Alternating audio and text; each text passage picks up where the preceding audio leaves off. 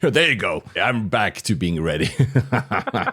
We just had microphone issues because Vinod has a new microphone. I don't have a new microphone, but I have my window open. So let me check because I have the planes over me. Who's flying right now over me? It's an SAS. What is it? Copenhagen to London, and it is. There must be a 320. Where does it say on Plane Finder which freaking plane it is? Yeah, 320. So, guys, if you hear noises, usually they're not appearing because I'm good at noise cancellation, but I didn't want to have my window closed. You will hear planes because they're landing at Heathrow on the southern, and I am just very close to that that lane there, one after the other. Who's after SAS today? Is there a big one so we can hear some noise? There's no more like really, noisy one. It's a bit, it's a Brussels airline. I mean, come on. Oh, no. I wish we had like a big aircraft. Like, well, guys, you might hear. So we're recording this on the 28th of July, 2025. I'm not going to say the time because then people could actually backtrack the fact that there was an SAS plane. They know exactly where my house is, which is not the point. We're also, was it yesterday? Happy birthday to Alex, who's not here. Oh, right. Happy belated birthday. He's in Greece. Thank you, Alex, for bringing cash to my country, his economy. So he's having fun with the kids, which is, of course, why first Vinod is here, but also because we have part two. We have a part two to do. One more thing, housekeeping, is I'm so happy about England won yesterday's Women's Euro, guys. I know all my Spanish friends must hate me right now for saying so, but I'm sorry, but not sorry. Anyway, we need a little bit of this. I just want to tell you both good luck. We're all counting on you. So, as I said, it's going to be all about a part two. So we laid out. Do you know the movie director J.J. Abrams? Mm-hmm. Right. So J.J. Abrams has, for those who don't know, but you probably do, has filmed one of the Mission Impossible, two of the renewed Star Trek movies, and of course The Force Awakens. And the last one I'm not going to talk because of Rise of whatever. It's the crappiest movie I've ever seen in my life. I don't want to see ever again. But what he's specialized in is mystery boxes. In his movies, he puts stuff and there's like a payoff at some point because, I'd forgotten about this. This is exactly what Vinod and I did 2 episodes ago. We put a lot of mystery boxes. Which airport does Vinod want to bash? You're going to learn it in a few minutes. What are the mysterious kiosks that dot our airports in Europe that I've seen? I'm going to tell you that a bit later. How was my QR? Was it better than JAL? Blah, blah, blah. If you have not listened to part one, you might as well do it now before listening to this one. So here's to part two, but before, music maestro.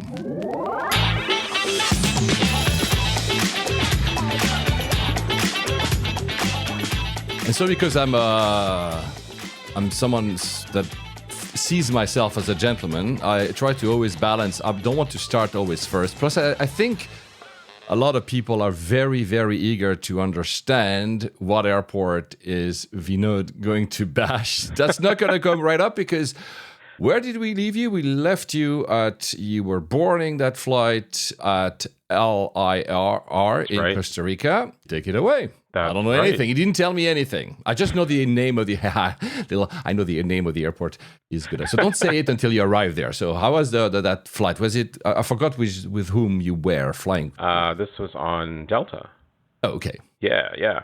So that's right. We left the mystery box there. So I think when we finished up, we had just boarded this flight. So yes, just to recall, it's myself and my wife and my toddler son, and all is well. And the boarding process was just, it was chaotic, but it worked for the airport that it was. The space that was there and everything, it's just not ideal. They call the zones, the lines are crisscrossing over each other, but we get in the plane, so it's fine. And to be honest, this flight was fine. I'm actually just looking at my flighty right now just to recall everything. And we left 11 minutes early at 3:28 p.m. It was actually a 737-900 ER. Oh, I haven't flown on one of those in a long time. Yeah. It's just the stretched out version. Yep. It's just That's what's so cool about Flighty. I used to do that on a spreadsheet, and you could do that on some other, web-based apps. But now I've started to repopulate all my old flights with information. Yeah. So some of it can. So if you have Flighty, guys, the app we keep talking about, it does automatically try to retrieve the data from past flights. But if it doesn't, you can manually have it. And since I have these spreadsheets, I've started. So yes, it's nice to know that it was a stretched out version. Why not? I mean, come on. Yeah. I mean, we need to know this, right? Right? Absolutely. Well, and stretched out because we're about to do a 6-hour, and I think it's scheduled for 6 hours and 17 minutes flight. Oh. So, that's getting into the world of long haul. I mean, that's kind of like that gray zone, I suppose. Yeah. I mean, the Delta cabin is always very nice. It's refreshed. They keep refreshing it. Very consistent. And yeah, I mean, we had a standard bank of 3 economy seats, mid-cabin, no issues. And after the previous fiasco of checking in for this flight, it was welcome to step into the aircraft and just sit down, and everything was normal. Yeah. So, we sat down, service is fine, boarding is fine, nothing really to comment on, just a nice normal flight. However, the IFE on, was it my seat or one of our seats wasn't working. I wasn't sure, like on a wide body, you can ask for the individual reset. Yeah. Because I know they have that interface, but I thought, well, this is a 737-900. Do they have that ability? I mean, having worked on said aircrafts of similar age, I'm like, there's no individual reset necessarily. Yeah, you don't want to be responsible for resetting the entire aircraft. Happened to me once. They had to reset it thrice because of me, but I didn't realize, because I didn't have your expertise. I asked like very innocently, and then I was like, oops, everybody's IFE has stopped because of me. I'm going to hide now. Why did the cabin just go dark for a minute or two? But actually, I think they did a row reset. Oh, I see. In the end. So I believe the bank of 3 opposite us went dark. But again, I called it right away, right after takeoff. So it was kind of inconsequential. Flight was fine. One question though about that before you move on. What do you think? Do you think there should always be screens, or do you think the future? It's a question that we've been having for 10 years, man, in this podcast. But do you think the future is about having no screens and having some kind of internal Wi-Fi that basically streams to your device? I'm so torn on this because right. It's nice to not have that light pollution and just have seats in a cabin. But I also love going on and relying on the IFE. Yeah. To catch up on movies that I would never watch at home. And then also the device. I think in another review that we're going to have upcoming, I'll have a lot to say about connecting my device to a system. Let's save it for another day. Yeah, because that's go on. Yeah. So the flight takes off, no issues, a few bumps. And it's just one of these flights that kind of goes into the night. Yeah. 6 hours, buy on board service, drinks, the usual humdrum for, that length of flight. Now, to sort of paint the picture going forward, our destination is LAX. There it is. There we go. LAX. Hakan, your ears are pricking. We're talking about your home airport. So, and we have a lot of listeners because I have on my dashboard, which is not complete, but I have some view on, which countries, listen the most, blah, blah, blah. But in the US, I have a breakdown by state and then a breakdown by area. So I know that the LA, not neighborhood, but like a zone, has plenty of heavy listeners to layover. So I hope they're not going to hunt you down, Vinod. When I mention where I go, they might find me, but we've all gone through LAX, especially those of us in North America. It's a common hub. I've done a bazillion of flights through there. Generally, I'll find this one. Well, we'll tell the story here. So it's Liberia to LAX, and for our connection back to my home airport, Vancouver, required an overnight, and that was part of getting the cheap fare and all this stuff. I said, you know what, no problem. It's okay. With the amount of time to layover, because we were scheduled to land at 8:30-ish. Yeah. And then the next flight, the next morning was not till 11 something. You know, that's enough time to get to an airport hotel, sit down, dinner, relax, sleep, non-rush morning, pick up and go. Yeah. And I thought, there's going to be some great options for plane spotting. Pick the right LAX hotel, get the right room facing the right runways. Yeah, I'm all over this. And I did a ton of research in that, and we'll get into that in a bit. But the point being that is to land in LAX, get in, get to the hotel. And again, just a reminder, we're traveling with a toddler. So, you know, there's a bit of that to massage into all this. Yeah. Did it actually go as planned? We'll see. I have a suspicion that it didn't, but let's see. So we land in LAX. It wasn't raining or anything, and you know the flight time was a little bit longer. It was 6 hours and 25. The air time was pretty much on time. And again, I'm cheating here. I'm looking at my flighty to kind of bring it all back. Air time was actually 1 minute less, but the taxi time and everything, which again, you know, you fly into these big hub airports, it's just part and course, taxiing, going around circles, going around gates. And I don't remember exactly which runway and where we went, but we ended up at somewhere. And we were coming into the Tom Bradley, it was the international terminal at that sort of the end of the horseshoe there. So fine, you know, no issues. I like that one actually. It is. Yeah, departing from there is very nice.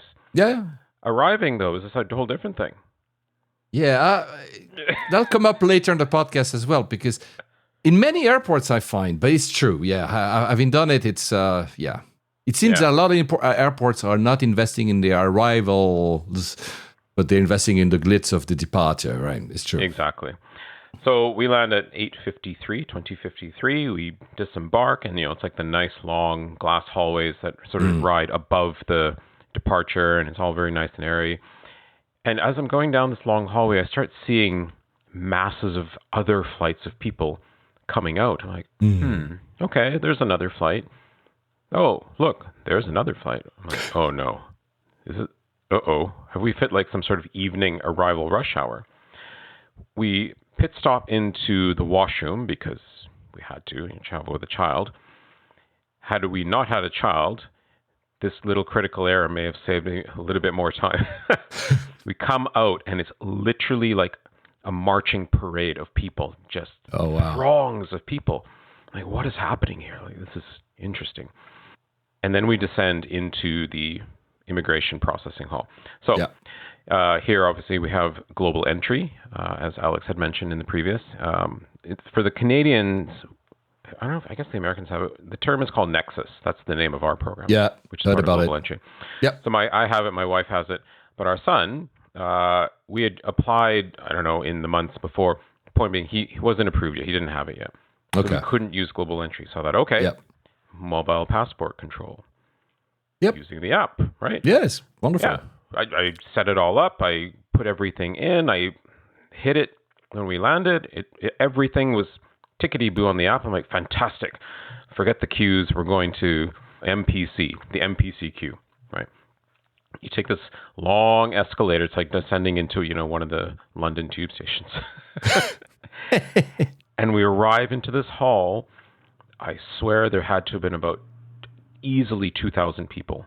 What? Just hall. For the MPC? No, just in general. Sorry. I thought you were talking about a lens. No. Well, in the end, there may have been. Oh. So I started not quite panicking. I'm like, okay, no, this is insane. So we have hit a rush hour because I'm looking around, I'm looking at tags, I'm listening to people, and of course, quickly I pull up, you know, I forget which app, and I think Virgin had landed. Maybe it was an ANA had landed, a flurry of other sort of Deltas and domestic.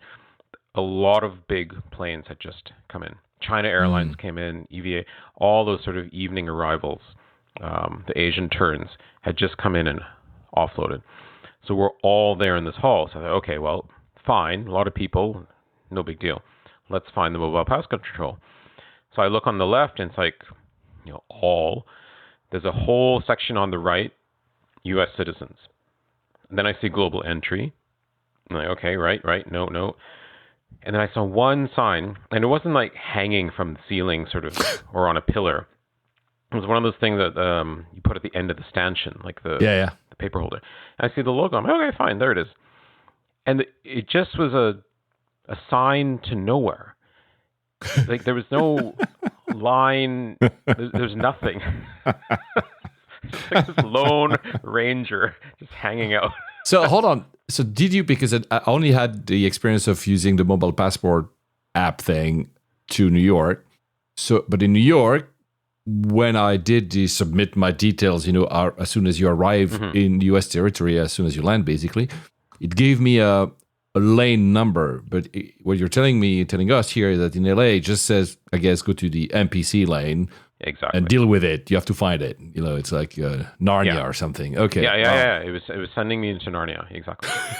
So I thought, okay, this is not great. And again, we're being surrounded by the hundreds of people just all trying to figure out where they want to go as well.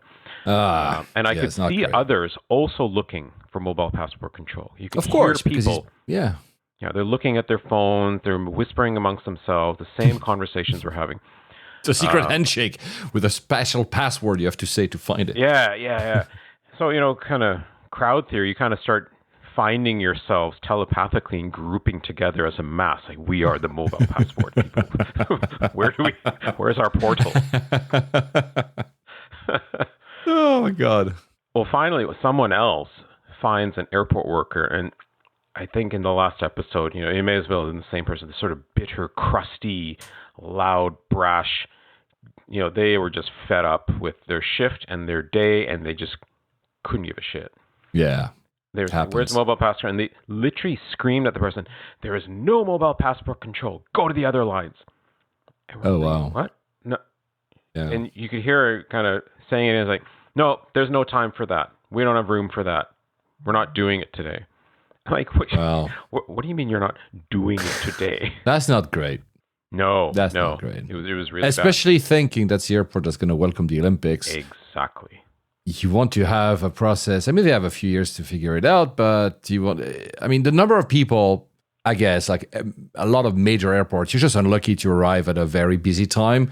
And it happened to me. I'll talk about later. I mean, I talked about it two episodes ago, but when I arrived in Haneda, there was a lot of people. So that happens. But promising, and especially, if there was no mobile passport that day, you shouldn't have been able to do it on the app. The app should have told you, not today, sorry, right? You might still have been pissed off, but at least it would have been clear from the start. Absolutely, yeah. The expectation is such, right? Yeah. So everyone's now sort of grumbling. And while this whole sort of, it was probably only 5 to 10 minutes of everyone trying to soul search and figure out and getting yelled at. Everyone else is joining the queues. So there's more people just continually coming in the escalator. So I thought, I don't see any other option. Oh no, sorry. There was one more sign. It was like for APEC diplomatic something or another. I'm like, isn't that old? Maybe. Still on. I don't know. So, and the line was empty.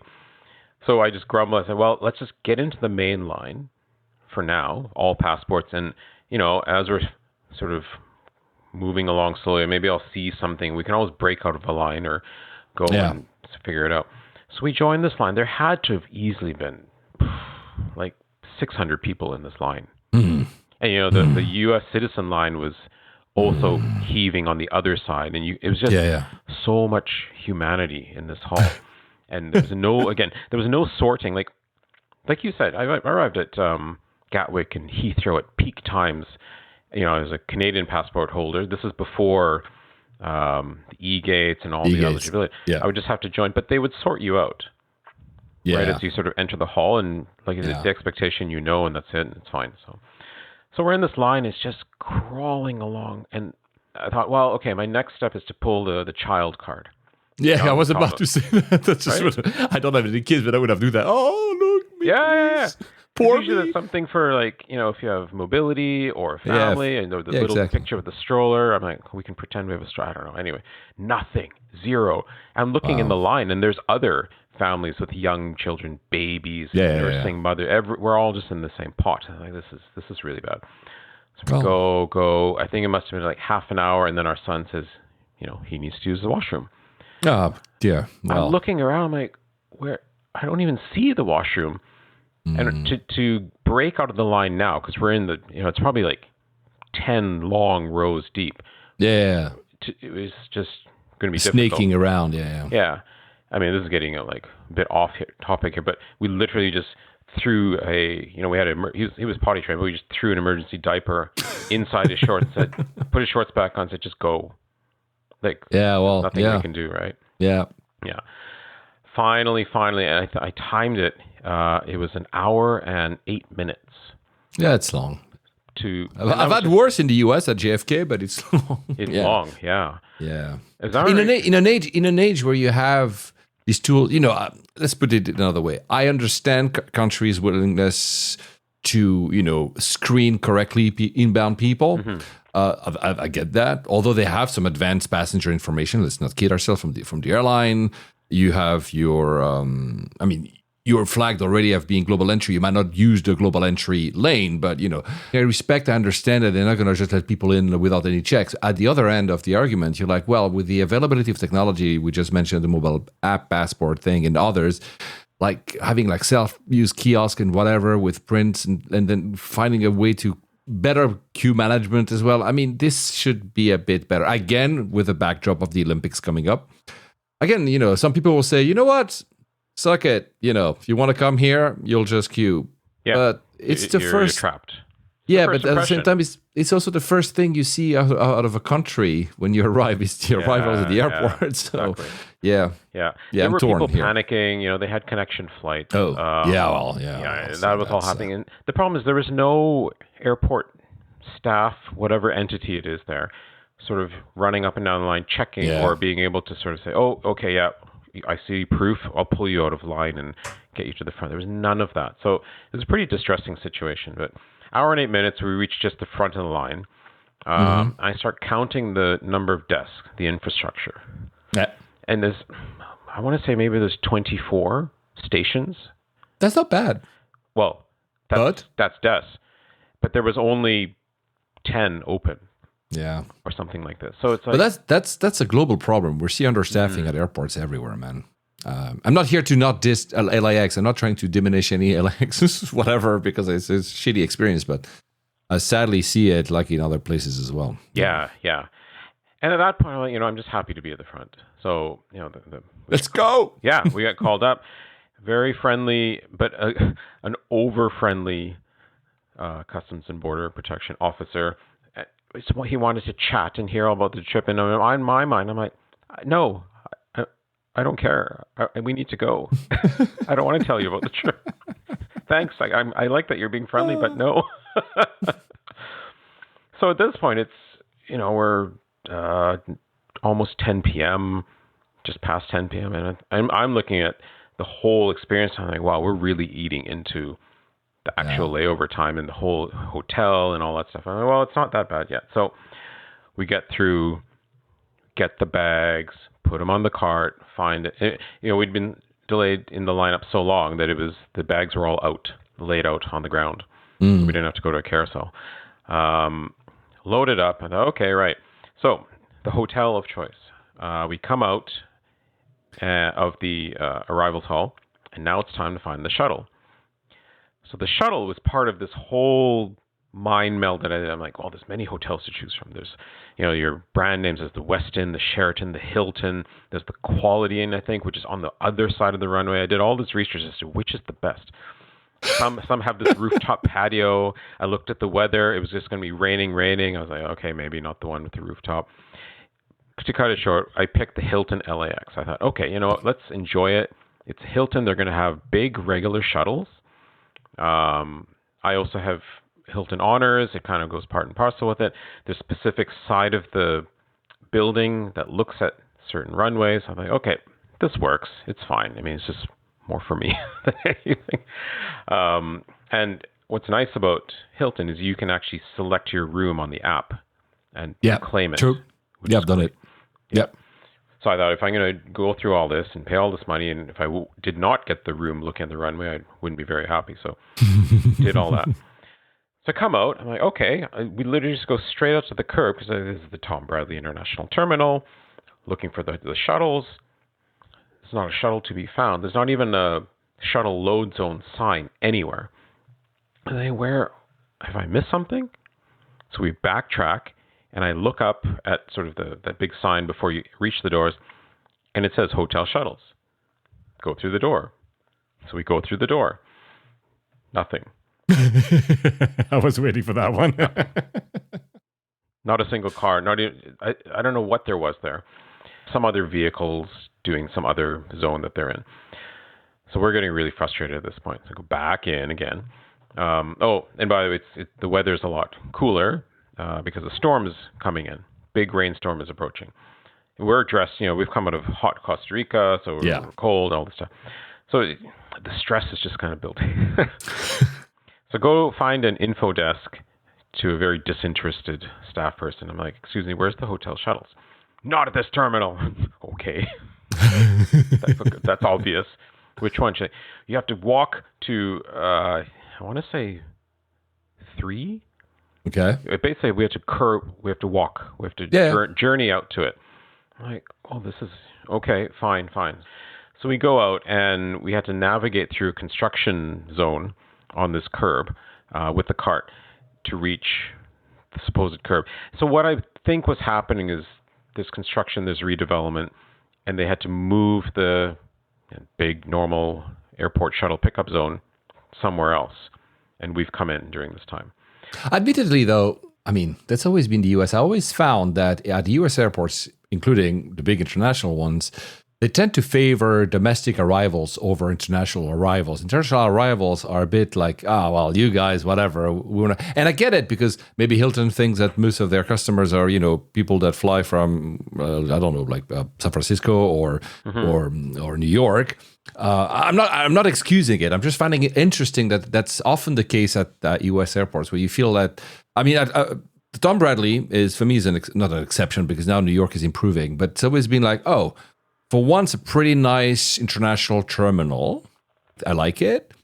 But even though it's nice, then it feels that you're a bit on your own and that the rest is prioritized. But you're right. I've heard about the work. And this, what's the name?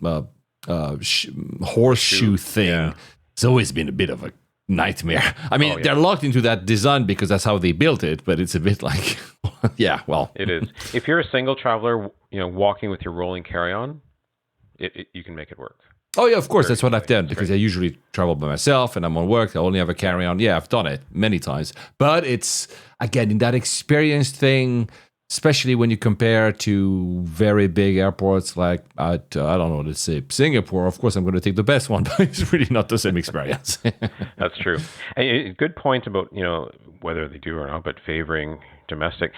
When I think back to that immigration fiasco, and complaining about only a certain amount of desks open, I remember looking across at the processing for U.S. citizens, and it was fully staffed. Yeah, I'm not surprised again. Yeah, but it's an international city. I mean, this is a debate that is endless, because that happens here. Some people are complaining in Europe in general, in the UK in particular, that there's no lane for nationals. Like in Europe, it would be, everybody who has a EU passport plus, and here in the UK is British passport plus I forgot the number of passports that can use the e-gates, American, Japanese, Canadian, that's right, probably Australian, I forgot a few. But there are still people complaining, like, it just should be a line only for British people and British passports, because we are, and you know what, I don't know what to say, because both are right. What you want is a more efficient in general, because you want everybody to enter fast. Yeah. Yeah, exactly. So did you end up having the right room? Did you end up finding the shuttle and getting into the hotel, or you're still walking around the horseshoe? Still walking around the horseshoe. I can see it live from behind. He's actually still at the horseshoe right now. My mind is still wandering around. Where is the Hilton? Where is my view over the runway? So we reach the zone, and there must be 150 people jammed under this curb. It's the classic scene. They're pretty much duplicated in movies, where everyone's sort of looking down the curb at all the headlights coming at them, and looking for that sort of orange digital writing on the top of these buses, like, that's the one. And you're focusing your eyes and wondering and looking at these paint jobs. Shuttles are going by, and these are like these sort of big, bulky mini bus things. Yeah, They all just kind of stop, block all traffic. I think the Westin and the Sheraton probably came by like 5 times in the time we were standing there. I'm like, I picked the Hilton thinking this could be a great shuttle. So it was a good 20-minute wait for sure. So it was getting a bit, again, the stress and the delay and the tiredness is all just rubbing on me. Finally, this thing shows up, and we start to board. I send my wife and child in. The baggage, everyone's there. It's a classic scene where all the women and children go in, and all the men are there, like hauling the bags to get them in, right? Yeah. And the driver's there throwing bags. We get in.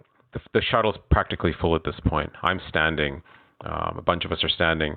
People are sitting, and then we go. Now we're not even done the horseshoe yet, and this shuttle has about 4 more stops to make. So yeah, but that's he just trundles along, and more people pack in. The joys of travel, man. I mean, this always. I know it. I know. It's nice. It's shit. Especially when it's the end of the long journey. Plus, you have a kid, which I'm not experienced because I don't have kids. Yeah. Again, but fortunately, he's a good traveler, and I'm sure because you taught him since very early. Yeah. That's part of the deal. Wait, and then you maybe have something. That's airports, that hotel. Yeah. So we get in, and I'm just happy to be on the shuttle at this point. I'm like, you know what? I'm on. The other people that can or cannot get on, I don't really care. We're on. Now, as we start driving away from the airport, I'm like, how is this going to work when we arrive at the hotel? Because now there's going to be another queue to face, is the check-in queue. Because all these people, we all have to get off. We all have to get our stuff and go. Yeah, it's fine. You probably have a car alarm in your background that is actually running, but it's fine. Guys, if you hear it, it's not a plane that is actually doing that noise. It's on, maybe on your street, you must have a car. It's fine. It's just in the background. I barely hear it. Okay, maybe good. I say that and you guys won't hear it in the final mix. Doesn't matter. That's the beauty of doing these things nearly live. I don't care. Let's go. Yeah. So we drive, and now it's starting to rain. Or maybe actually you're still at LAX and somebody's trying to steal that shuttle and the alarm just went off on that shuttle. That's what happened. True. Guys, we're actually live. This is breaking news. Somebody's trying to steal a shuttle at LAX horseshoe. Sorry. So we drive, and we pull up, and there's the Hilton LAX. I'm like, okay, fine. We all get off, grab our bags, and now the check-in line is 40 people easily.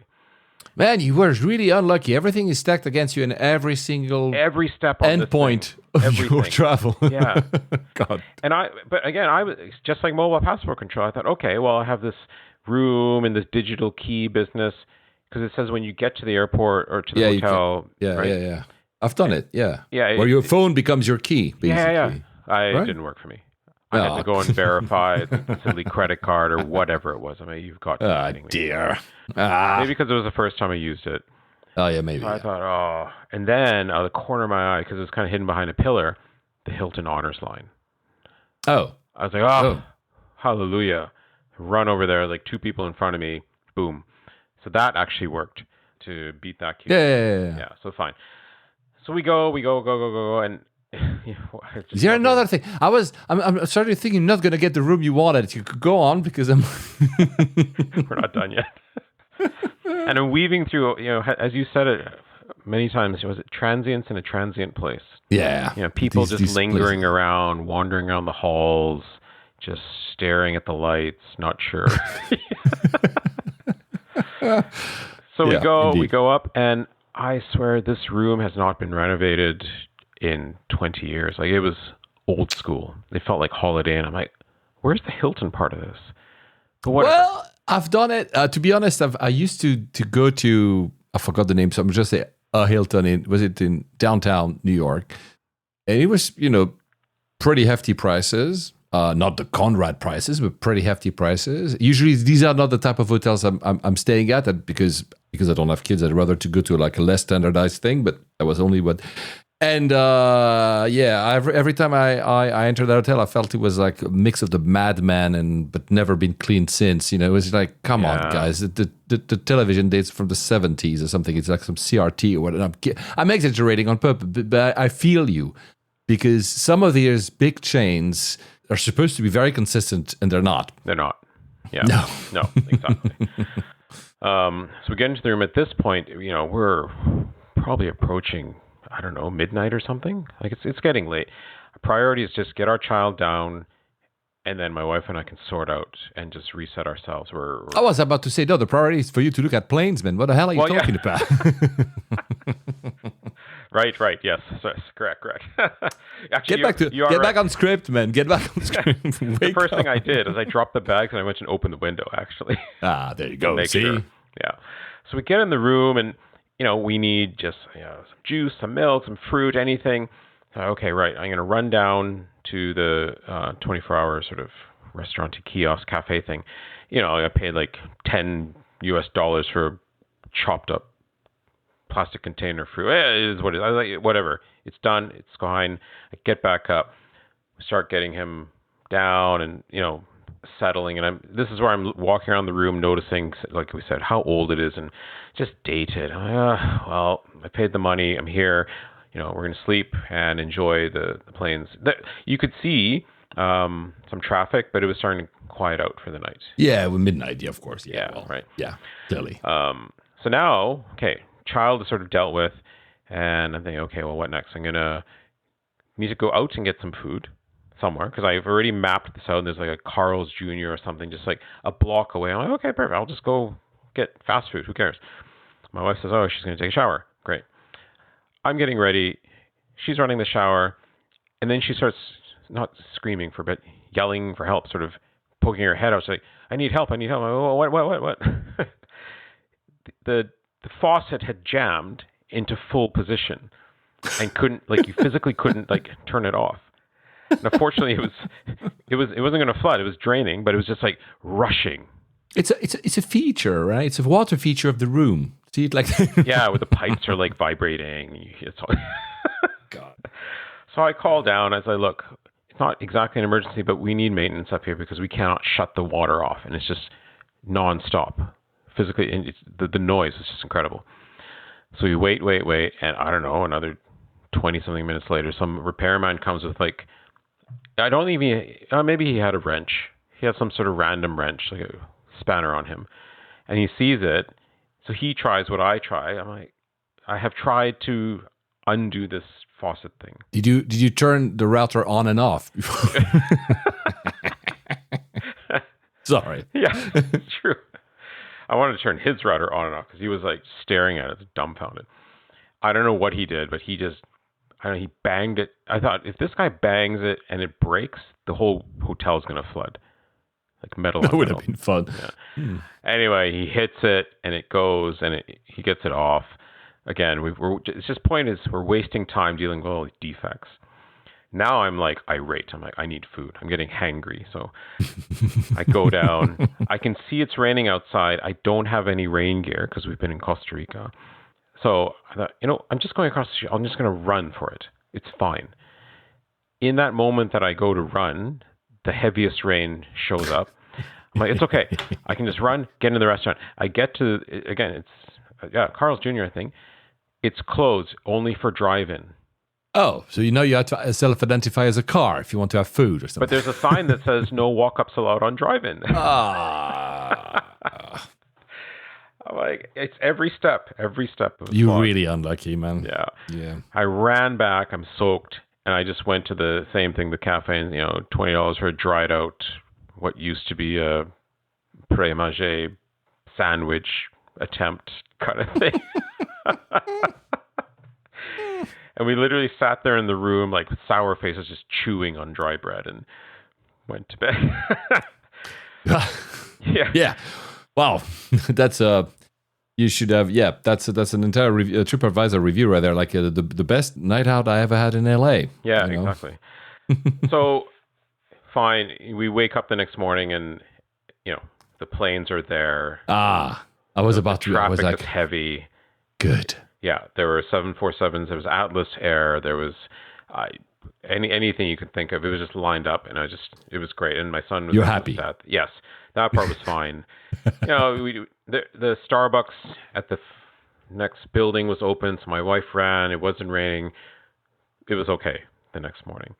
So after quite a hell of a night, we awake and hit that reset button. So we did our time. We watched the planes. We got ready. We got everything. So now it's time to head back to the airport. And it, to foreshadow it, it's all going to go fairly smooth. But there was one confusion part. So we get back down, and the thing with the airport shuttles, obviously, it's hyper loaded coming from the terminal, but going to the airport is just a trip. So it's just people going as scheduled, right? And so the bus shows up. We go on. There's maybe like 6-7 other people on it. Very nice, lovely drive back to, and I don't remember the terminal, but it's the WestJet terminal. That's what it says, Terminal 7 maybe, which has been newly retrofitted because, again, when I worked it, I remember this terminal. So we go, we do the check-in, no issues. Everything with the check-in was fine. No lineups, bag weights, all good. Now, for security. So because we have this Nexus global entry, that allows us to use TSA PreCheck. Okay. Which is great. I'm like, okay. So I follow the signs for TSA PreCheck. But they were also launching, is it Clear? The name of the new... Clear is the other, that's the other program, Yeah. They were installing or using Clear. So there was main security line, and then there was Clear. I was like, well, we don't have Clear, so where's TSA PreCheck? They said, follow that sign. And it sent us all the way down in some big, again, loop-de-loop, here, left, right, zigzag, zigzag, only to bring us back to the Clear. That's usually how it goes. But I have this theory. I think I floated it like probably I don't know, maybe a few years ago, that at some point we'll have like Platinum and Clear, and or whatever the name will be. It's not here a diss against Clear because they're a good program from what I'm hearing, because I don't have it. But like levels like VIP, VVIP, invite only, like the Emirates thing. Like you'll have like various tiers to enter the security. Some people can just go right through. Some other will have to remove their shoes, and some other will have to wait like 2 hours. Some of them will be like enslaved before they can actually. No, really, it's like it feels sometimes like that with the additional programs. I'm saying in the US because in Europe we don't have that. In Europe you have airline something or not, but that's it, right? Yeah. So. The fast track or not, that's what I meant, sorry. Exactly. Okay. Yeah, wow. I mean, in security, just a classic sort of barky American way of handling it. We have a child and I'm looking for direction. I'm like, okay, where do you want him? Do we go through first? And they're just screaming, go through. I'm like, okay, like just asking, like, no need to yell. And we get through, fine. The terminal, it's actually quite well serviced, a lot of food options. Long, we were there with plenty of time, and the flight back to Vancouver was WestJet on a 730. Was it a Max, or maybe it was just a regular 800 NG? Pretty straightforward. Boarding was fine. Okay, guys, this is a joke. No, if it were a Max, you would not be here to talk about it. Sorry, no. It just came out, and I couldn't. No, guys, of course not. I've flown the Max, and it's fine, guys. I had to do the joke. Yeah. WestJet zones, pre-boarding, planes clean. It just arrived from Vancouver. It was just doing a turn into our seats, straightforward. Good. Simple service, pretty much like a domestic flight. And into Vancouver and smooth arrival. And, Vancouver has got sort of what the British want. It's Canadians in this line, everyone else in the other. Oh, see? There you go. Yeah. See, that's exactly what I was hinting at before. Some countries have that, some countries do not, right? So again, it's maybe very European not to have it because of the European Union, but you have, and in the UK, where the UK has historically been quite open for people to come here as visitors, so there's no English only, British only, Scottish only, Welsh only line, Irish, forgot Northern Irish. So yeah, I get it that you have a line. Maybe that is even better staffed. Of course, it pisses me off when I'm not in that line. I'm like, That's true. Yeah. So that was the epic return, one that we'll never forget. And I really hope that whole LAX is sorted for the LA 2028 Olympics, because Right? Yeah. I mean, it's. There's been some. Here I'm talking generally about the US. I mean, there's been some increase in the visa fees now to enter the US. Mm-hmm. I'm sure you've seen that. So non-immigrant visa. So it doesn't apply to me because I'm not immigrant, but I have a visa waiver.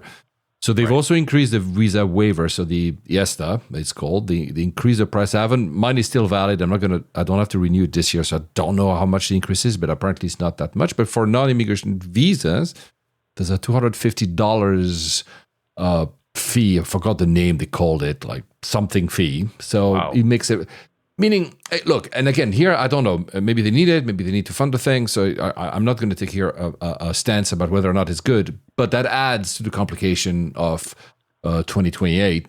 Because especially if you have to pay $250 more, you can hope that the immigration hall will be, $250 worth more. Yeah, exactly. At least I hope that they do, because it's the Olympics, even if it's temporary, they do something, to sort people out because they're coming to see the games and to, and what I mean by temporary is like, even if they remove this after the end of the Olympics, but because it would be nice to have. Not maybe, of course, this would never happen, but not unlike your experience at Narita when you had to switch chairs every 5 minutes. That's an interesting way of entering a country. Of course, it was COVID, but I hope so because you deserve it. Look, it's never been. How does it rank usually? Before, I mean, that's you've been very unlucky. But do you like LAX otherwise, or do you because you also used to work? You said, so you know this airport from a staff perspective, or is it like like an average middle, or is it like I dislike it? No, I don't dislike it at all. Okay, but it's definitely not in my top. Average middle, and I guess because each terminal it's inconsistent. Some are showing their age, some have been renovated. They're all different shapes and figures and configurations, so they're not all the same. So it works. It does its thing, and it responds to the heaves. And we arrived at a absolutely peak time, and the system was breaking. Or reaching its breaking point with a bunch of unfortunate twists and turns that came our way. But there's definitely room for improvement, but it's there. And overall, I think you said it at some point. Was it you?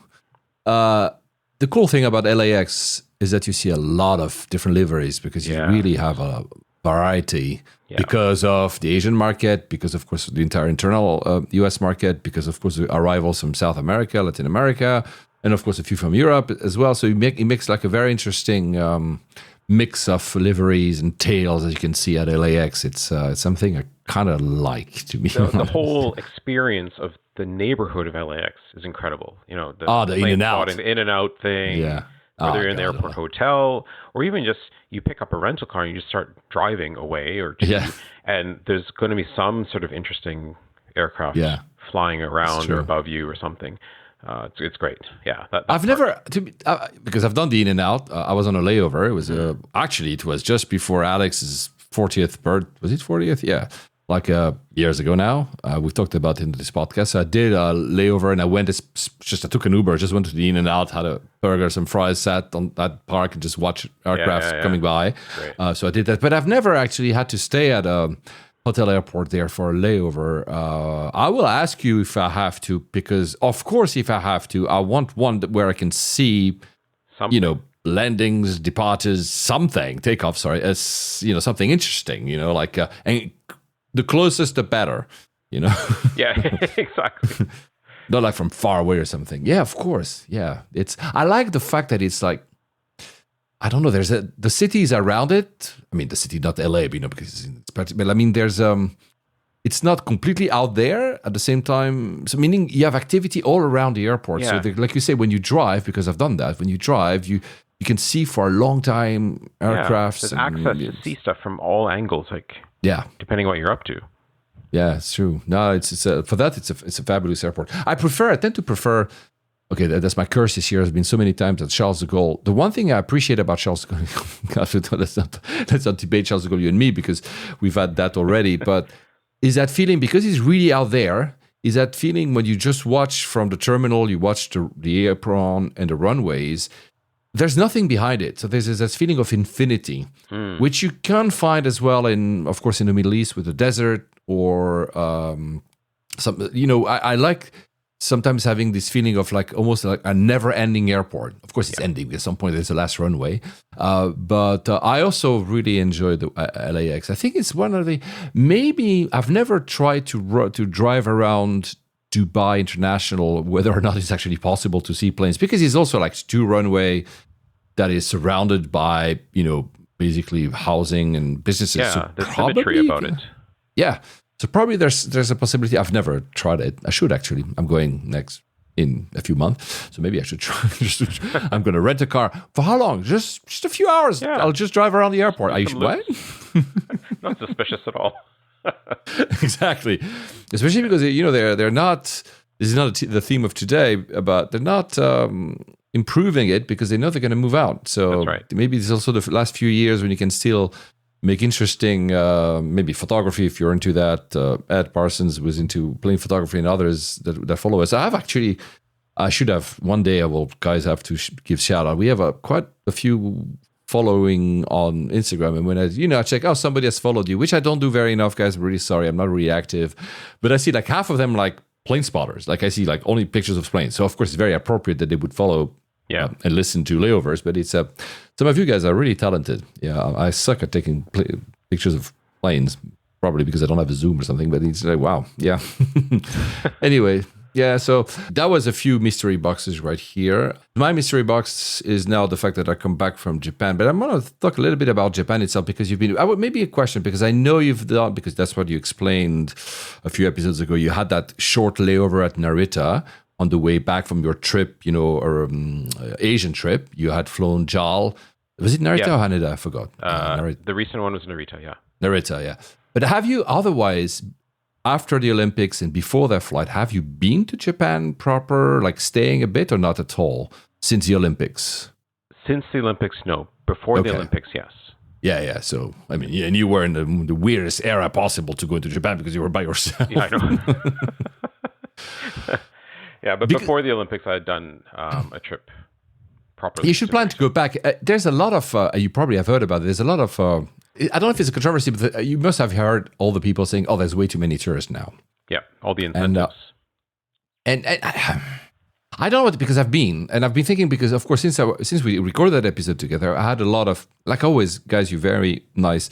You always send us, questions over email, or just sometimes like, that was a very cool episode. I don't do shout outs anymore because we already have so many. We talk too much, guys. So we end up like filling 2 hours. And then like if I were to do shout outs, I would just... That'd be 2 hours on itself. Exactly. So I'm really sorry. And I also, again, I'm really way less active than I used to be on social media. So I don't always catch everything like the right time. Like I've seen a message like the other day that was probably for like 7 months ago. Was like, oops. So point being, I've had a lot of people, querying me about my view, whether or not there was too many people, too many visitors, especially because I used to live in Japan. So they wanted also maybe have a longer view. And it's hard to say because of course there was more, and you'll see that when you go back, especially in the areas where there are always tourists like Shibuya, Shinjuku, Lompongi. I didn't go to Lompongi this time, so I cannot judge, but I'm hearing that's all in Tokyo, guys, for those who don't know. And probably, all the sites, sensory, like all the very known places that people visit when they're first time in Japan. Yep. There were more tourists. Yeah. I think it's over tourism. It's hard, man. It's hard to say. I think Japan is, for some people, I understand that some people are really pissed at this because it's a big change. I think Japan is simply catching up to what the rest of the world experiences, because I don't know about Vancouver, but I don't know, here we have like shit ton of tourists every year and visitors in London alone. In France, I think last year they were in France, not in Paris. In France, there were more than 100 million visitors. Wow. So it's more than a country. And there's other countries like that. There's more visitors per year than people in Spain, in Greece, in Portugal, I think in the UK, but I'm not sure. And so on and so forth. And Japan never had that. And you know how it is. There's always there's good travelers. Most of us are. Most of the people listening to this podcast, I assume they are. But there's always like a group of people. We've seen them. It doesn't. We might all have a different definition of what is a bad traveler or someone that misbehaves, but we all have seen them.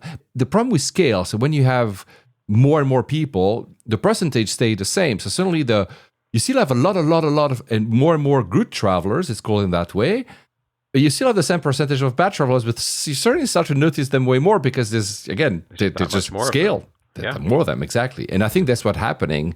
That's not fun. I don't know what to say because Japan wants them. I mean, the government, they want to go to 60 million people. So visitors, international visitors by 3 years, 4 years, whatever. So my answer to all of you asked, I didn't think there were too many. But yes, the areas especially that are very popular with tourism, you see them way more than before. It didn't really bother me. Kyoto, I didn't go, and apparently that's an issue because I think the ratio... That's supposed to be the bad one. Yeah, because I think the ratio of visitors compared to the size of the city and the size of the population is completely out of whack. Yeah, and that must be, that must be crazy. I don't think I would go back to experience that. So yeah, I get it. So, look, guys, basically what I'm saying here is I don't really have a view.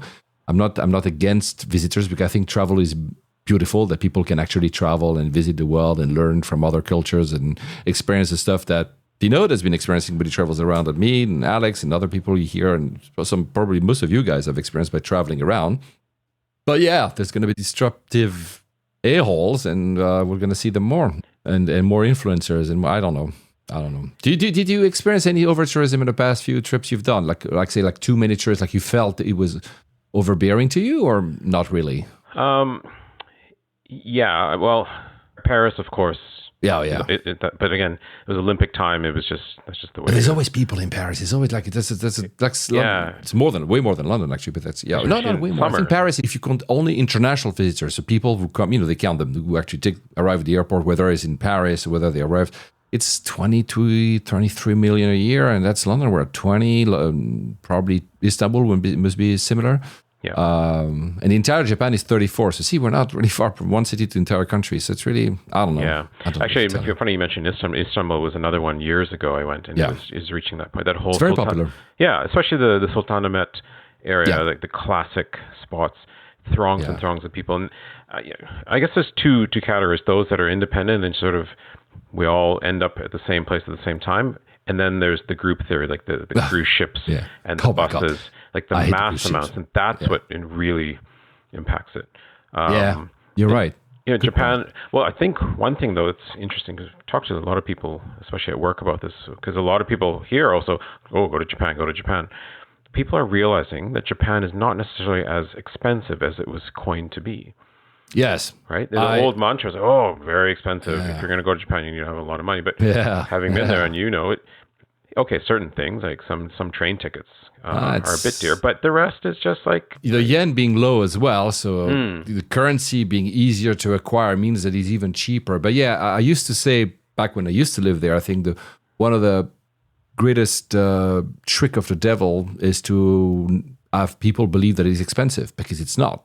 Yeah. But you're right. Even including myself, when I moved to Japan, I didn't really realize. I thought, it would be like, New York prices or London prices or Switzerland prices. I come from the good thing about good or bad, whatever, neutral, because I'm Swiss. But the neutral thing about being Swiss is that Switzerland is so expensive already that pretty much everywhere I go, I don't really find it expensive. Yeah. But still, and then I arrived there, I was like, well, not that much. No. And especially, and again, now because you're right, because of the yen. And what you're saying is also probably, guys, we'll go back to planes in a second, promise you. What you're saying is also probably the impact of influencers and social media. Now people know about a place. That's right. Way more than before. There's less mystery about it, right? Which sometimes I find, this is my old self here, sorry, but I'm like, is there a place you can still visit and not have seen it before online? You know what I mean? Like the first time I've seen, I don't know, there's cities in my life before internet, but guys, I don't want to be the old fart that says, the time before the internet was before. It's really not what I mean. Ruined it all.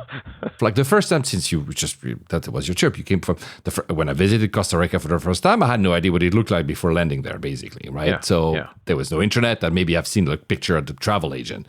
And then so you discover it for the first time. You're like, wow. Whereas now, maybe especially when people want to hit these special restaurants or cafe. Oh, they have their agenda all laid out. Yeah. And that's, I find it sad, but that's very personal. But also this because, they've read blogs and followed influencers and TikTokers and whatever that tell them, this is the place for bubble tea. And they all go to that place. Yeah. Which is probably also something that really bothers me because I feel it in London as well. Less so because London is, the people are going probably like Paris, I don't know about Vancouver, they go to always the same places, right? Like you said, the touristic places that people want to see when they come to London.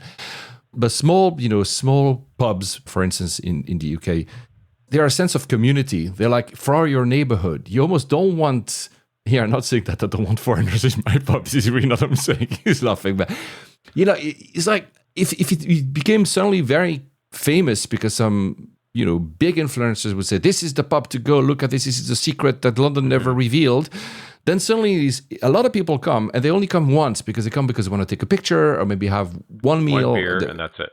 And that's it. So that feeling of community disappears a bit. And I think this is also something that is apparent in Japan probably. A lot of the places were like small hangouts for your neighborhood. And then it was discovered. Yeah. And sure, because I don't want to be the guy that gatekeeps countries and say, you should never go because I want to still be able to go and nobody else have to be there. No one touches my seat.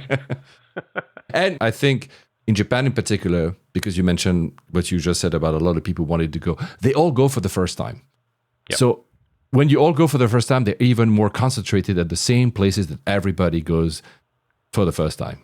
They want to see the Shibuya crossing because it was in Lost in Translation. Although the young people might not know Lost in Translation, they don't know that movie anymore. But you know what I mean. So it doesn't help as well for the concentration. Yeah, anyway, so where was I? Mystery box. Yeah. So my flights. I've done Qatar many times in this podcast and the Q Suite. So I'm not going to spend too much time talking about the actual experience. I want to take a little bit about the departure airport or Narita and a few other things. So if you really want to hear a full, detailed explanation of what a Q Suite is, go back to the catalog because I don't think it's really interesting for people to hear me talk once more about the Q Suite. But look, Qatar is a 5-star Skytrax. No matter if you believe or not, Skytrax it's always amazing. It's every list says it's the best airline possible. Blah blah blah. It's Thursday by that time, and I remember I'm Thursday, and I noted down the time on my notes because it's 9:40 p.m. I'm leaving on Saturday. It's 9:40 p.m. and I'm in a bar with friends, obviously. Or maybe I'm izakaya. I think I'm having doesn't matter. And I'm getting a text. I'm getting Qatar'd. Oh, yeah. Sorry, this is the same day that you're traveling. No, a few days before. So basically they're saying, you're not going to be able to have the Q Suite. And then you have this very nice email where they tell you that everything else is so amazing and you'll have the usual Qatar experience and even more and even better. And you're like, to be honest, because I know the other products that they do, now they don't, at least I don't think so, they don't have the old really crappy... herringbones. No, the herringbones, I think they have it, but they're still 1-2-1. They used to have these herringbones as well, but you were 3-4-2, and they were so narrow you could even move on the side.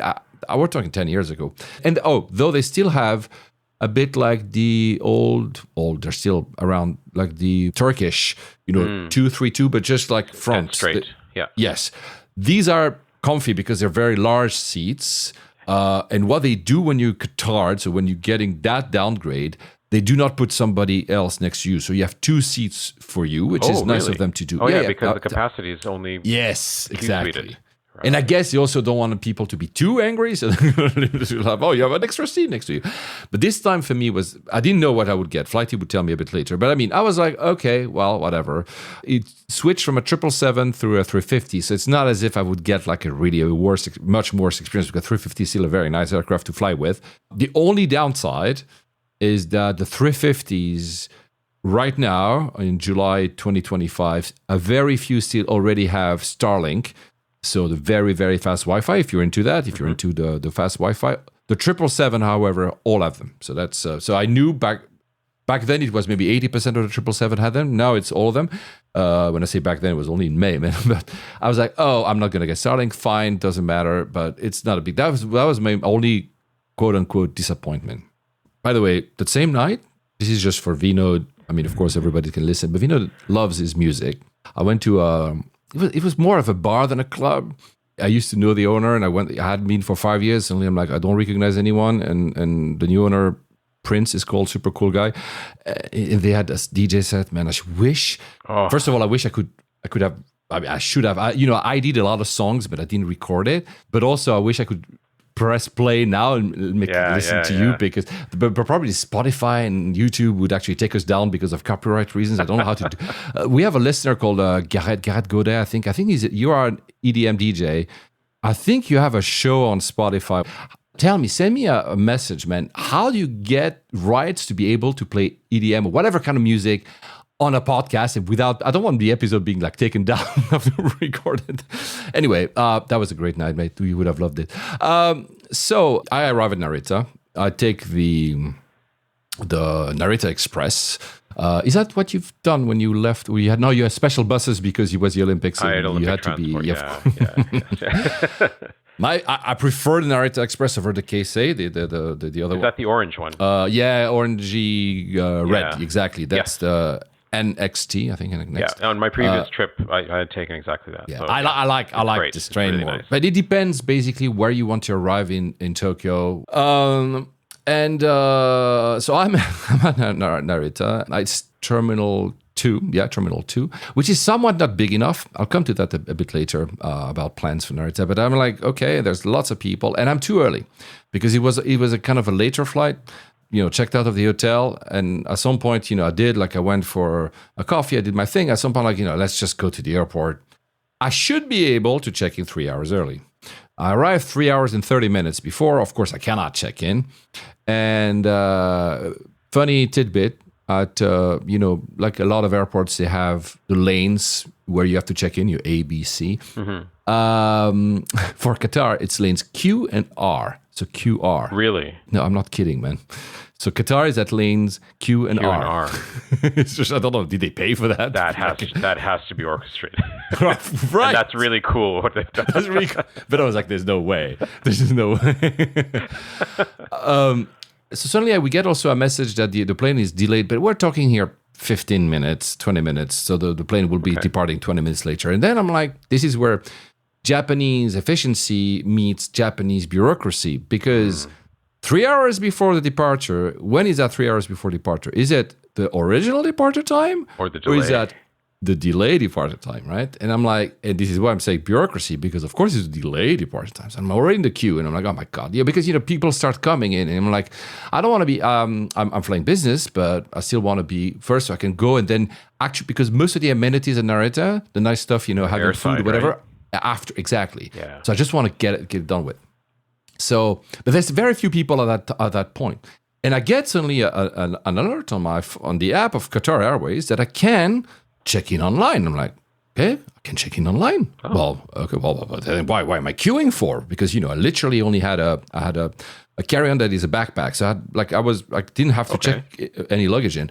So I'm like, okay, well, and I should have said, mobile boarding was not available because I checked that, of course, before going to the airport. It says no mobile boarding. But when I'm there, because we're only 3 hours and 20 minutes away from the flight, it becomes available. And I'm like, okay, I'm doing it. I'm entering my passport details, the usual on the app. It works pretty well on Qatar Airways app.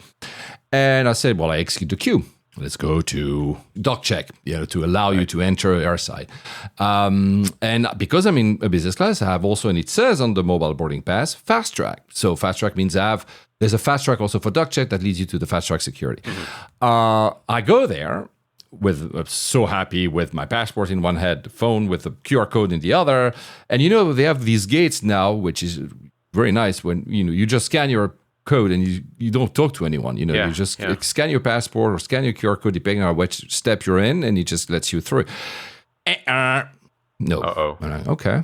And this gentleman comes, a staff member, very good English. Guys, it's not a criticism of your level in English in Japan. I'm saying it didn't used to be that in Narita people had a very good command of English. So that's an improvement.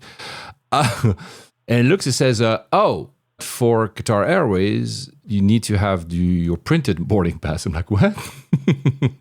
Oh, no. Are you kidding? He's like, yeah, you need a paper boarding pass. Again, lol, what? The typical Japanese bureaucracy. I'm not going to start arguing against the guy. And I'm like, if I rush back to the boarding, I might still be in a good position to queue. So I'm like, whatever, I can rush back. I'm still in a good position to queue. And we have to wait until actually, it opens. 3 hours before, but time delay, blah, blah, blah. You see the old dance. It's pretty funny. You see the dance of organizing the ropes and organizing every desk. And then you have like a group hug where they all like give like a good luck. And it was the ropes was maybe the funniest thing. I think they reorganized the ropes, for, there's not first class, but, their highest privilege thing. The business class and economy. And did you have luggage check-in, not check-in? So they're like multiple lanes.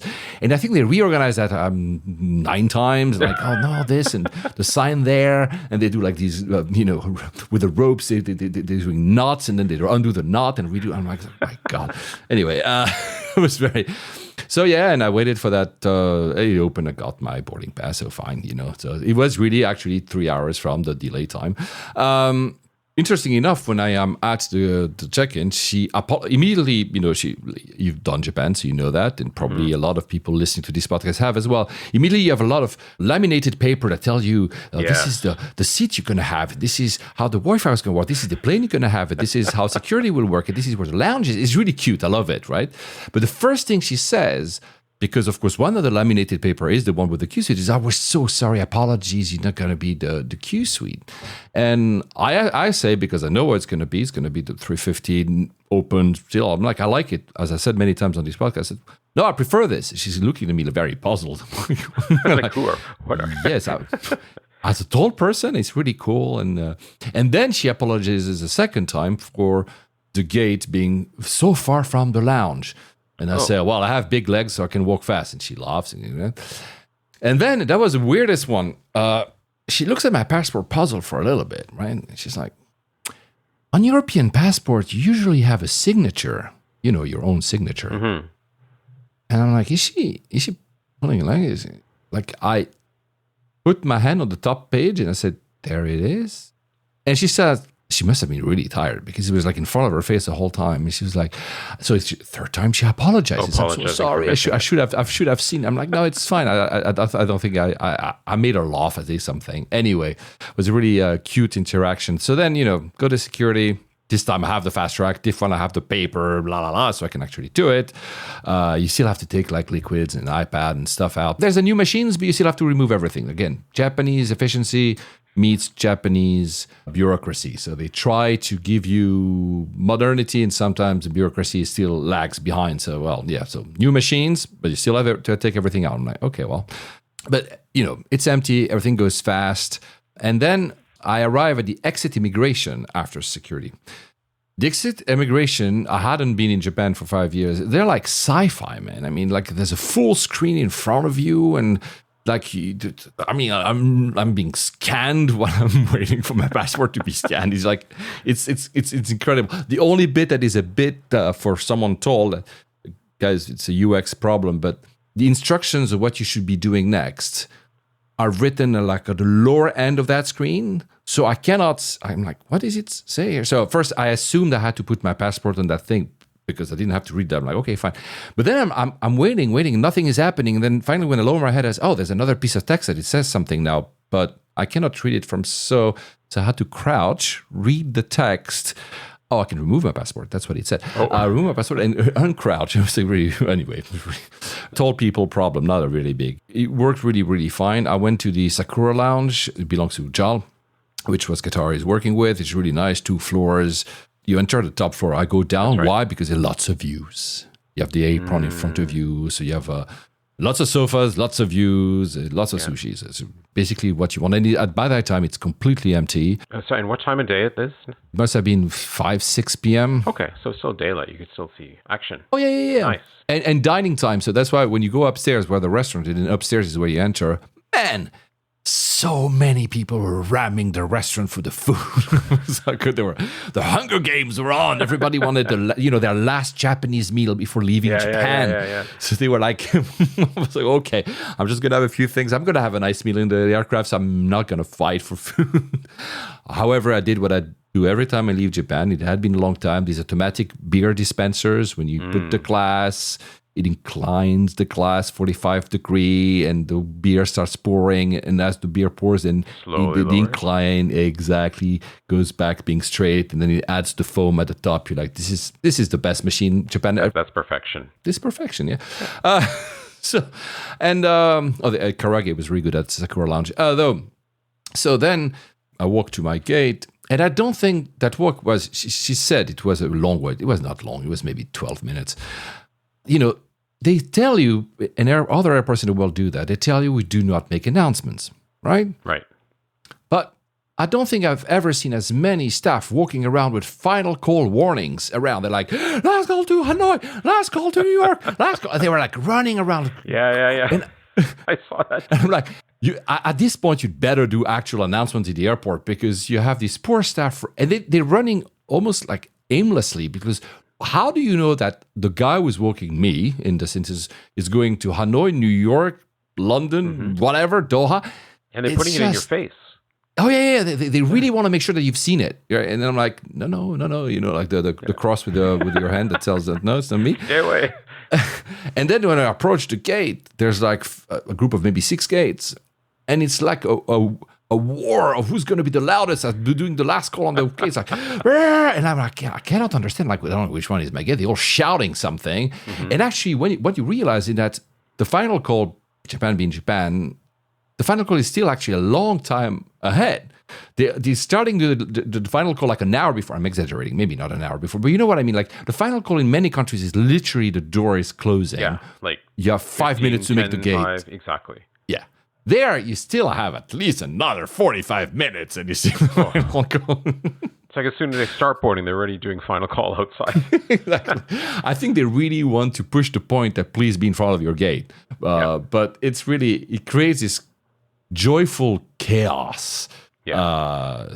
But I mean, anyway, that was fine. I'll go to the flight now, but before I'm going to do a quick parenthesis about Haneda versus Narita. So you've done both, I guess. Mm-hmm. Is there one you favor? Either you can say one is better for that or that, like design-wise, location-wise, experience-wise, or not really. I mean, Haneda, of course, on the location takes it just because it's there. It's in the city. It's straightforward. Yeah. But the thing about Narita, it's a little bit cookie cutter. Like once you sort of reach that retail food hub, there's nothing really else to see. I see what you mean. And that's on the airside part. Yeah. Haneda has a few tricks up its sleeve. And once you kind of find those tricks, there's like the viewing deck, the lounge, there's, on the public side, there's the... Yeah, the old Edo part where they do like fake, izakayas and stuff. Like so. Yeah. But then again, I mean, Narita has the more variety of the tails. So that's tough. That's a tough one. I'm sure if I were to ask this question, if I were to make a poll, like most people prefer Haneda because of the location primarily, right? Yeah. Which, fair enough. It's closer. Again, it depends on where you are in Tokyo, especially in West Tokyo. I mean, of course, it makes sense to be at... depends. But most likely, you're going to be closer from Haneda. That's very, very true. I will say, however, if you have a lot of luggage, it's a bit of a more faffing around, especially if you want to take the monorail to go up, take the monorail up and down, right? Yes. Yeah. Narita fits that straightforward attempt. Yeah. Though in Narita, when you take that Narita Express, when you arrive at Tokyo Station, you're probably close to the crust of the earth because you're like 75 stories down, like you're the last possible floor, and you have to go up if you want to join one of the other lines. That's maybe. Right. I usually don't stop at Tokyo, but I've experienced it once. But yeah, so that I agree. Now I would say we said earlier, when you were describing your terrible experience at LAX, we said earlier that airports do not tend to invest in the arrivals. Do you have one airport in mind, or maybe more actually, where you had at least regular or pleasant experience on arrival? Do you have one in mind? And here I'm talking international. You have to clear, of course, passport control because I'm not talking like domestic where you just walk around. Right? It's hard to find one where it's really... You need to hit the I've never been to Canada button because I need to say at my home airport to start that off. Vancouver has actually invested in the arrivals experience. Good. When you step off the aircraft at most gates, you're already immersed in sort of an art experience or some sort of... An art experience? Yeah, like they'll have local indigenous art and wildlife things. Like you'll be walking through arrivals hallways and you'll hear like birds and bears and all sorts of interesting things. Yeah. And the pathway, and then you come into the arrivals hall, and it's quite beautifully decorated with like water features and all this kind of stuff. So it's very calm and welcoming. And as you exit, you're still being sort of put through the paces of optionally wanting to view and enjoy displays and things. That's good. No, that's my home airport. No, but fine. You have to right to defend your home airport, man. Yeah. I'm not going to defend Heathrow being a great arrival experience. It's okay. It's really not the worst, but it's not amazing. Terminal 2 is probably the one that is, for me, strikes me the best of them all. Gatwick is okay as well, but then the only place I feel that is globally is, and I've not done Vancouver, is Singapore is pretty nice. I was about to say, Changi's consistent. I mean, when you come off the planes, you're back in the thrush with departing passengers. Yes. So, fine. Let's ignore that part and sort of once you go down that escalator, what happens? Yes. It's quite nice. No, it is. Right? It is. It is. The other one that used to apply was Dubai, but I find that now, probably because, again, they know they're going to move, so they're not, there's too many people. Mm-hmm. Here I'm talking Terminal 3, so Emirates Terminal arrivals. It's just a bit of a mess. Whereas it used to be, I remember having really great memories back 10 years ago when it was probably simply less busy. And so in Japan, I find Haneda's arrival dire. Yes. I think here, of course, I'm talking Terminal 3 because Terminal 3 is the international airport. I find it's borderline unacceptable how shit it is, to be honest. I made the point in the episode where we talked 2 episodes ago with you, but I really dislike it. I think the Narita, although I didn't do it this time, and I know they refurbished a bit, I think Narita on arrival is slightly better. Yes. Maybe because they have more room. I don't know, because it doesn't seem they have a lot of room at Haneda, which is part of the issue. However, on the departure, yes. On the departure, yes. I think you're right. Haneda, they also have now Haneda Airport Garden. I didn't experience it. Like, it's kind of like a mall. It's not the Jewel from Singapore, but it's still a nice addition with some more good food.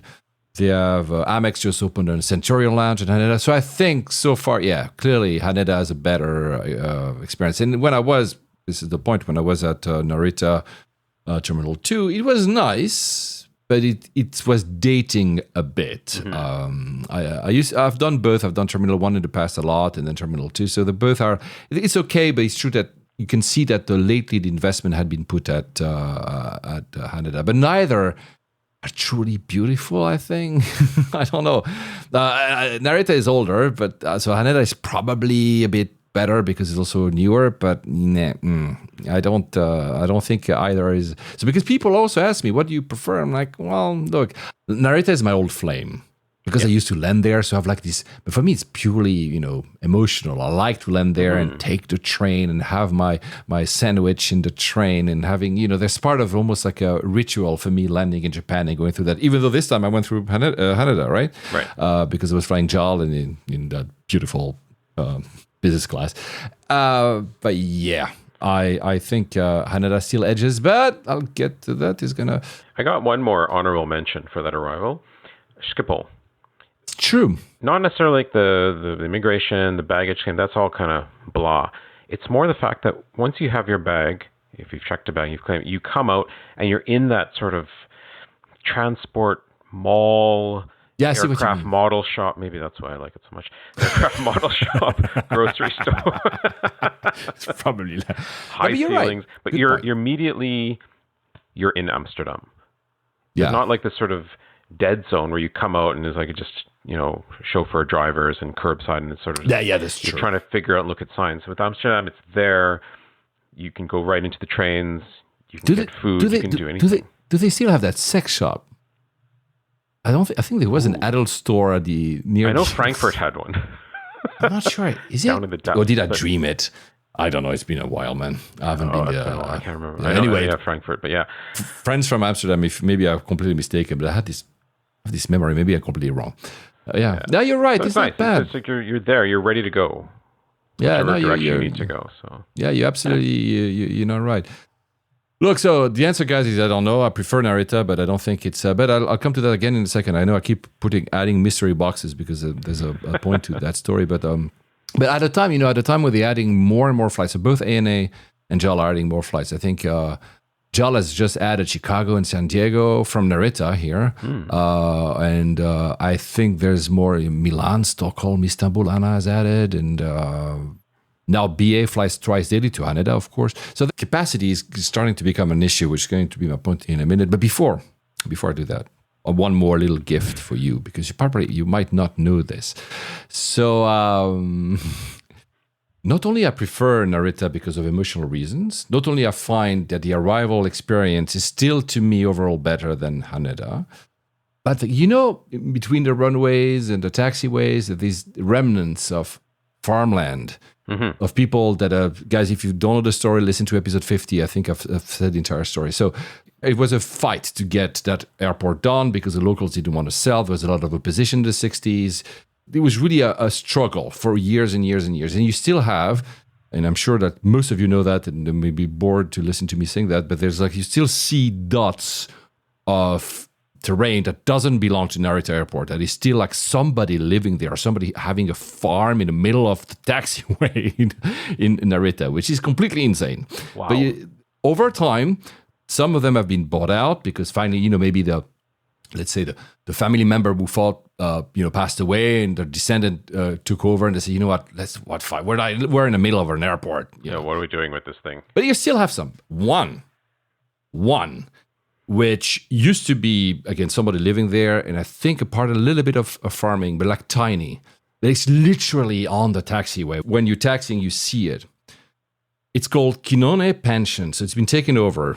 I think it's next generation. This thing's just a descendant. So it's fenced off. You're encircled by a ring road, and I think it's between runway A and B, if I'm not mistaken. Okay. It had been at some point a youth hostel. Again, the remnant of the fight with Narita. It's on airport grounds. It's a club.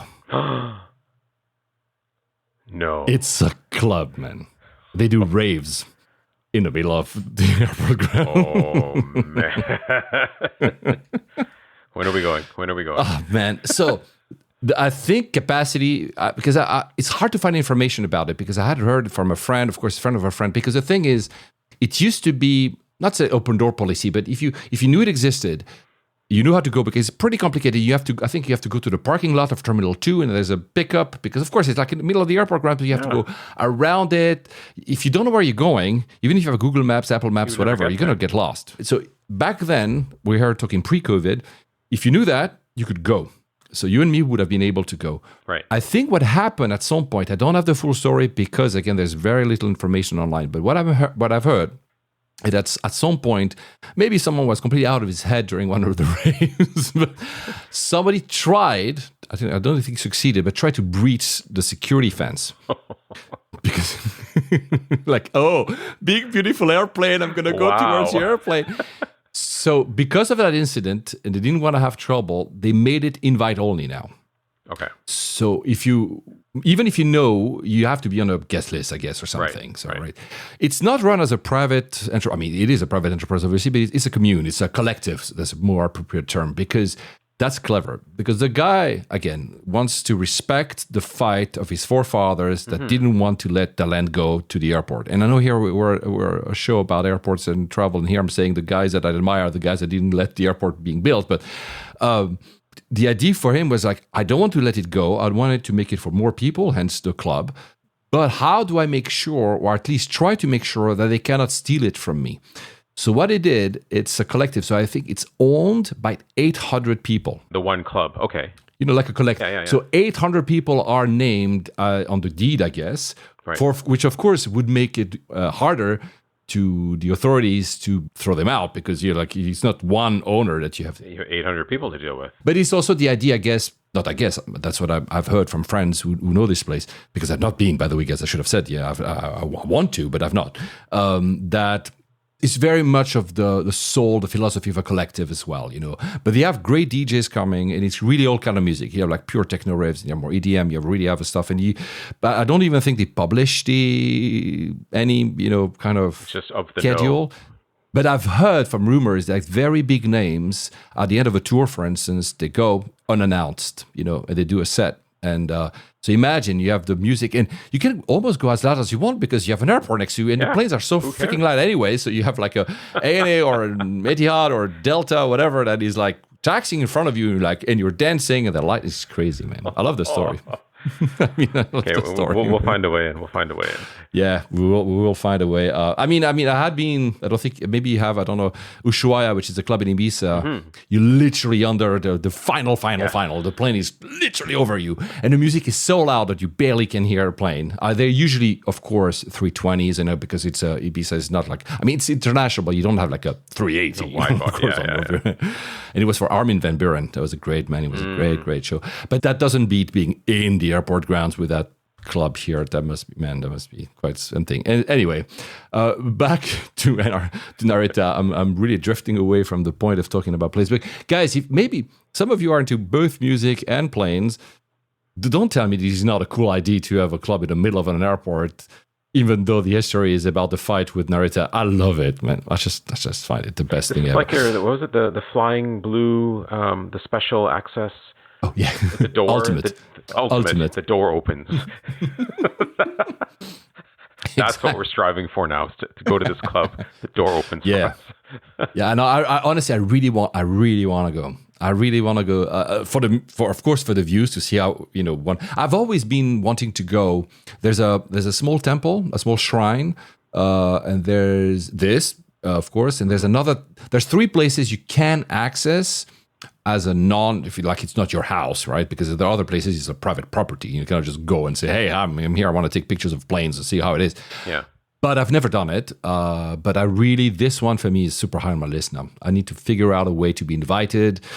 Of course, to be invited when I'm in Japan as well. It's this whole organization, but I really want to do it.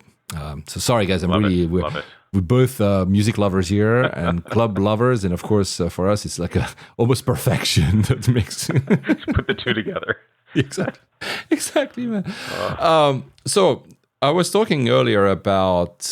I told you guys I'm talking about airports more than I'm talking about airplanes today. I was talking about the increase of how many people are coming to Japan. The increase, of course, post-COVID, it was already happening before COVID, then it had a break and it's happening again. And the increase of, again, demand. So you have, like I said earlier, like more flights being added to both Narita and Haneda. They've made forecasts that both airports are completely out of capacity, I think, in the next 10 years. Right. So they have a problem, basically, right? So there was a plan. So since I just talked about the fight, do you know the designer is an architect, Kenzo Tange? Okay. He's a guy actually, even without realizing, because you've done the Olympics. I don't remember which venue you were at the Olympics, but a very famous Yoyogi Stadium, which is like this, like it's a circle almost broken in two. So it makes like this oval broken in two. That's a very famous stadium, which was built for the Olympics back in, 68, I think? 67, yeah. Right? Yeah, 66, 68. Yeah. It was reused, 62 maybe? No, I'm completely confused. Doesn't matter, guys. You know better than me. And that was reused, so refurbished a bit, and reused. That's him. So he built that. He also built the very famous Peace Memorial Museum in Hiroshima. And also the famous cenotaph, that feature, that arc. Yeah. That's him as well, in the Peace Park of Hiroshima. That's also him. The very weird Fuji Broadcasting Center in Odaiba, that's also him.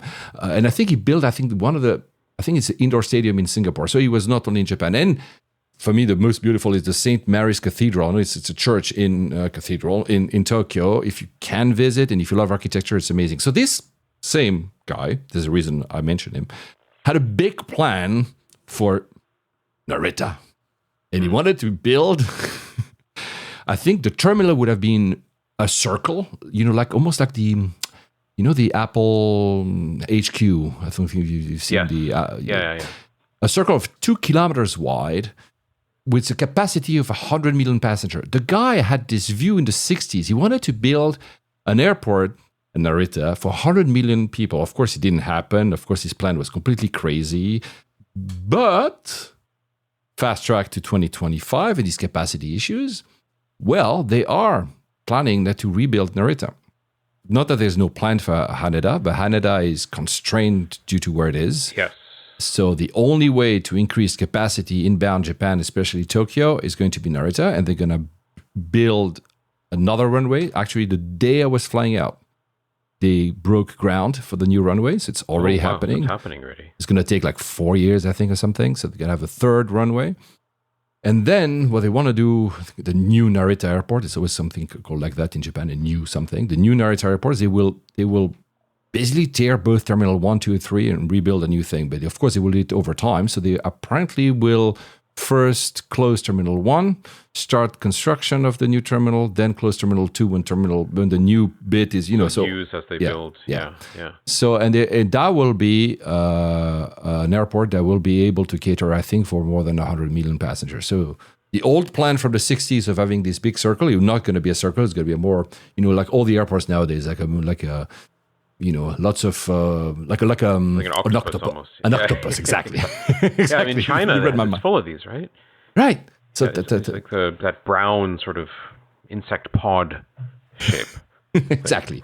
So that's exactly the shape that I don't know the timeline, but this is the master plan. And of course, they're going to build an entire city next to it. So they want also to bring businesses around it. So really be. No more Terminal 1, 2, 3, like a big terminal, like Kenzo Tange envisioned, but of course a bit more modern. So yeah, that would be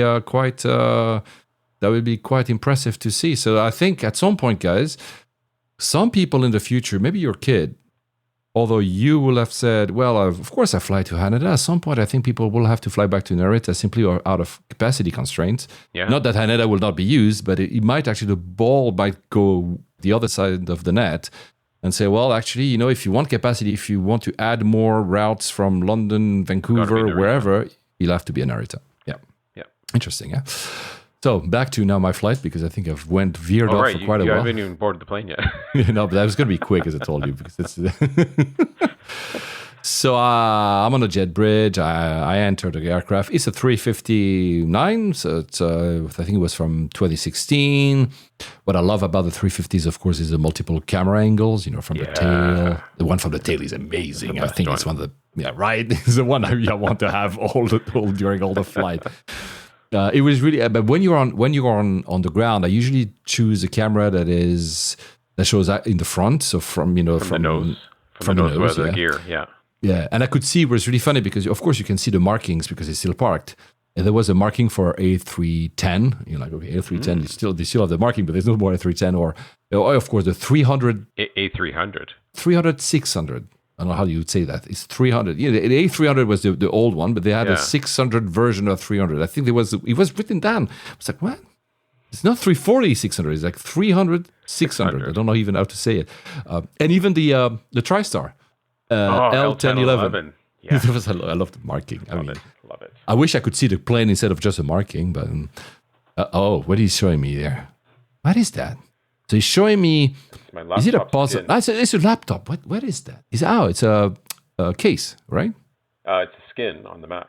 It's a skin. That's the TriStar. He has a TriStar skin on his laptop.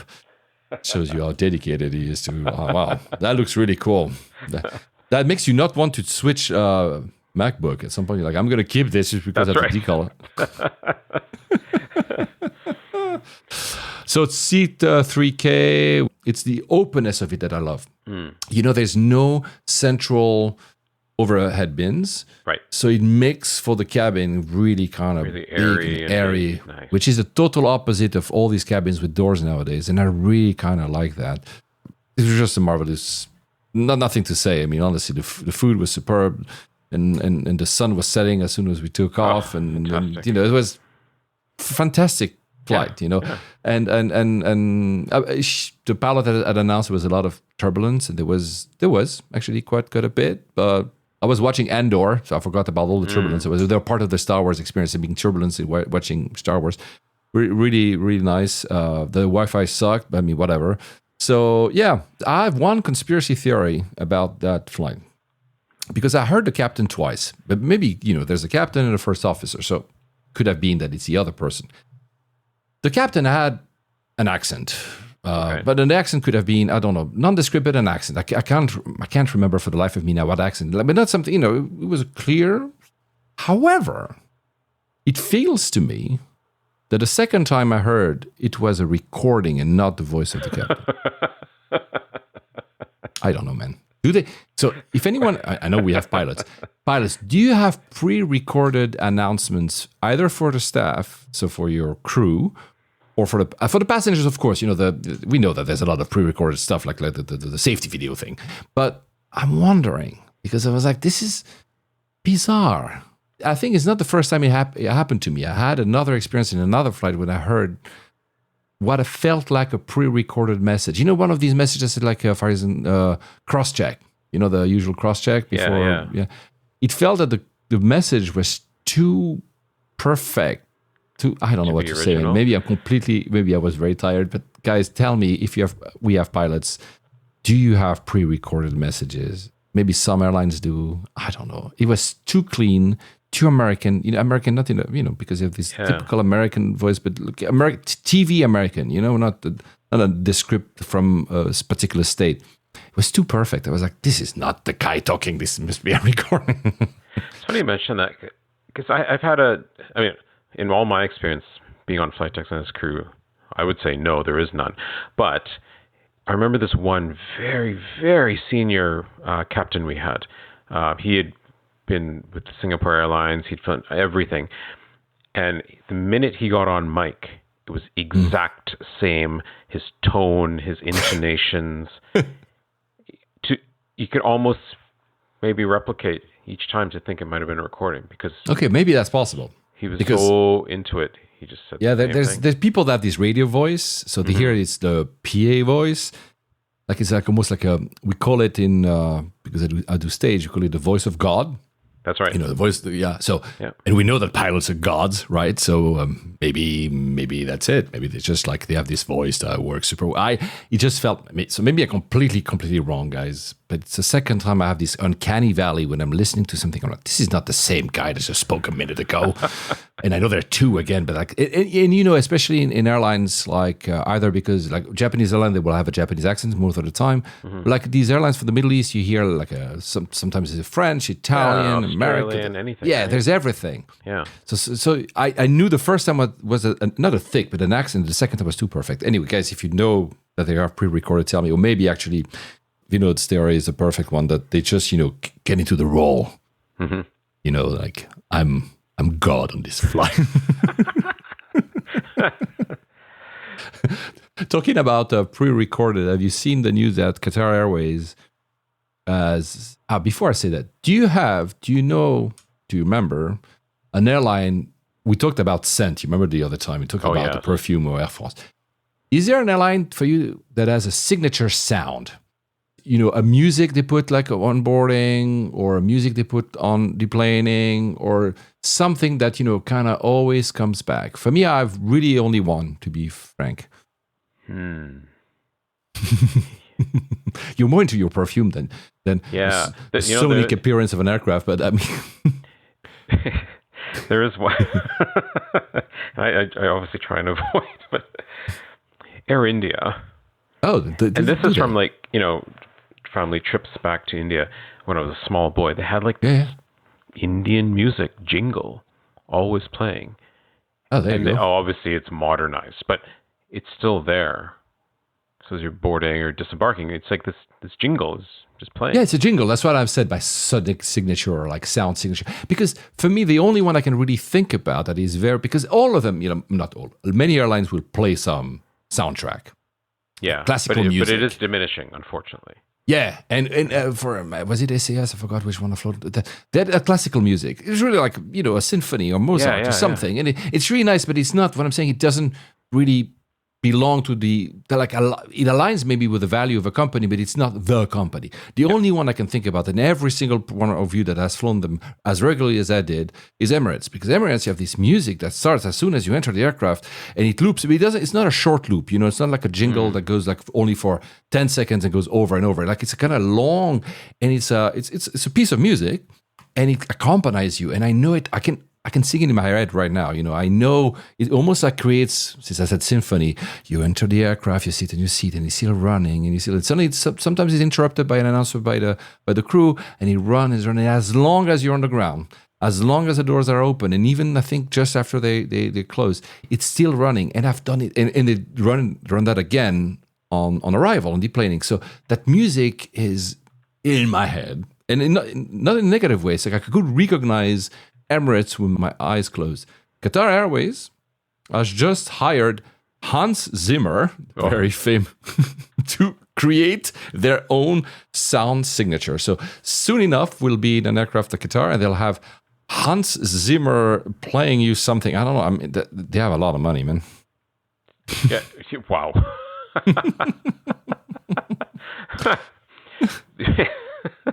I mean, I guess if there is, it's not Hans Zimmer or anything, but maybe it would set such a tone for maybe decades. Is the British Airways, is it Flower Duet? Is that what it is? La la la la. They had this song, and it appears now only in the safety video, I think. I was about to say. But old BA would play this on arrival. Yes. What about departure? I don't remember. This sort of... I was not a heavy BA flyer before. You should have had Alex with you today, because I know what you exactly, because I've flown BA in the 90s, I've flown BA in the 2000s, so I do remember. Yeah, I think it's called Flower Duet is the name of it. See, and I cannot remember when it was played, however. Yeah, but I know exactly which song you were talking about. Yeah. So, and it would play off air as well. See, that's what I'm saying here. It's like they are, and I should say Emirates, just not because they're very consistent. They've been using that as well as a recall sometimes in their ads, whether online or TV or cinema, whatever. So, again, I love brand and branding. I think some people may dislike the song in particular, Emirates in particular, or the idea of having a sound signature. But if done well, it's not bothersome and works well. Yes. And that's why the only thing Emirates for me works well, and hopefully Qatar does. But I agree with you with the general sentiment. Less and less airlines are playing music, especially on deplaning. There used to be kind of a little song that would accompany you the time you were waiting for your turn to deplane. Yeah. That's disappeared most of the time. It's sad. And this kind of goes in maybe with what you asked me earlier, like IFE or no IFE. You know, aircraft with no IFE, half the plane's got AirPods, something shoved in their ear. So who are they playing the music for? You're right. I guess. No, you're right. You're right. Right. You're supposed not to have your headphones when you have the security. Exactly. But we know how it goes, right? We know how it goes. Anyway, so I'm landing at Doha. I take a forever bus. For those who know, Doha keeps expanding, so it seems to have like the other side of the country. And but I mean, there's air conditioning to keep us fresh and frozen, because it's so cold. It was almost frozen, especially after the flight, which was not too cold. I had fast track premium because I was in, that's how they call it, because I'm in business class. And then I take the train. There's now the little train between the north bit of Doha airport and the south bit, and it was rammed as the Tokyo Metro. There were so many people. I was like, they didn't plan ahead. This train is too small. Yeah, and it doesn't go very fast. No, but at least it's all, all the windows, you can see stuff. But it's it seems either they need to put more trains or to put longer trains, or I don't know what they need, but they need to do something, because it really felt, okay, it's rush hour when I was there. I forgot the time, but still I never experienced it as busy as that. And I've been, as you guys know, many times to Doha Airport. So yeah, I went to both of the Al Murhan Lounge, the one in the north and one in the south, because why not? I had time. So the north one was rammed. Anyway, and I should say, Sean, one of our listeners asked me on Spotify, you can comment on Spotify, says, it was a story from earlier. At some point I said I was in the lounge at Doha, and I had asked for a latte, and the guy served me a leffe, which is a white beer. But that time it was, must have been 2 a.m. or something. And Sean, cheekily, but he's right, asked me, so did you actually drink the latte or the leffe? Sorry to disappoint Sean, it was the latte. I had to switch the order. I didn't know how to have beer like my body was not wanting alcohol at that point.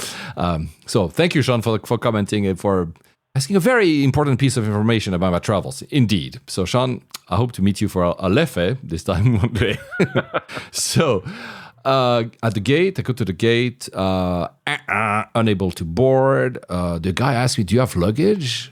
Like, in the hall. I'm like, no. like types on his keyboard, and then suddenly I'm cleared. I didn't understand this interaction, but I don't know. Did someone try to tag a luggage that was not mine on my name or something? Well, anyway, Interesting. so I'm cleared. I go anyway. Another freezer bus, like it's like a like freezer for meat. You know, it's so cold, that bus. I appreciate our conditioning, but there's a limit. And then to Munich. So because I was doing it the whole travel, I did it with miles, the aid of miles. It was cheaper in miles to fly back to Munich and then to fly from Munich to London instead of flying to London, which, you know, Doha, London is a heavy route. Yeah. And it's expensive in terms of miles and or money. So I said, you know, why not? Doesn't matter. Plus I would arrive on a Sunday, so I had extra time. I think now they have like 10 flights a day to London, man, or something with Qatar Airways. Yeah, it's crazy. The downside of it, but I was fine with it. The downside of it is that they do fly the Dreamliner. The Dreamliner is not the downside, guys, because the Dreamliner is a very nice aircraft, the 789. But the 789 have what I call the mini Q suite. That's right. They're not proper Q suite. They're more like a herringbone with a door. It's really nice, but let's not. I mean, it's nice marketing. They call it the Q suite, but come on, right? You've done it, or have you done both? No, I've only done the 777, like the main. Okay, so the proper one. Proper right? one, yeah. Because this one, I mean, it's nice. It's a very nice seat. I was very happy to be in one. So really not complaining. You know, you cannot promise a Q suite and give that. You know, like it's a diamond. I think it's diamond seat. It's called many airlines. AA have them, and I was in 1A because why not? I think the reason I took this one is because it has slightly more leg room again for tall people. Everything was actually really nice. I had a late night dining because you know at this point, you know, it's 2 a.m. So, like, should I take early breakfast if I'm hungry, or should I take late night dinner. Dining? What would you have chosen? How long was the flight? Just 6 hours, just under 6 hours, just shy of 6 hours. And you've been to the lounge already? Yeah, but I did not eat in the lounge. I would have gone with late night dining. Same. See, it was late time dining, yeah. Yeah. And there was I think I went for the pan-seared turbo filet or something. There was a Wagyu burger, but I'm like, if I eat a Wagyu burger now, I'm not going to be able to sleep because it's a bit more, you know, hefty in terms of how much food. So that's why I took like the fish, thinking it's going to be. It was really nice. In other words, every time I fly Qatar, I love their food. I never had a bad experience. I hope that because I know now, because I've got again people contacting the show to tell me, oh, I'll be flying Qatar Airways because you told us it's so good. I'm like, man, I have a lot of responsibility. I really hope you like. Because, you mentioned the choice of the breakfast. I always find, no matter what airline, there's only so much you can do with the breakfast service. Right. In terms of variety. Yeah. Like you only fry eggs to fry eggs, and you can only do sausage and whatever. Yeah. Yeah. You do the croissant and maybe like a toast to have like butter and some jam, and that's the thing. And then you have, like you say, like a more the English breakfast type of thing or the more continental breakfast type of thing. But yeah, it's more limited. I mean, the Japanese have the more. Yeah, that's an experience. Yeah. But like you said, it's an experience. I'm not sure. I'm not used to Japanese breakfast. I'm not going to have a Japanese breakfast if I'm flying from Vancouver to LAX, right? I'm like, give me like some bread roll or something. Right? And I love Japanese breakfast, but not like as an everyday type of thing. Yeah, you know, yeah. So, no, you're right. Late night dining also, but simply by looking at the menu, I was like, oh, there's Wagyu burger and there's dark out filet, and I was like, fine. Good for me. And also give me an excuse to have some wine. It feels weirder to have some wine with a breakfast.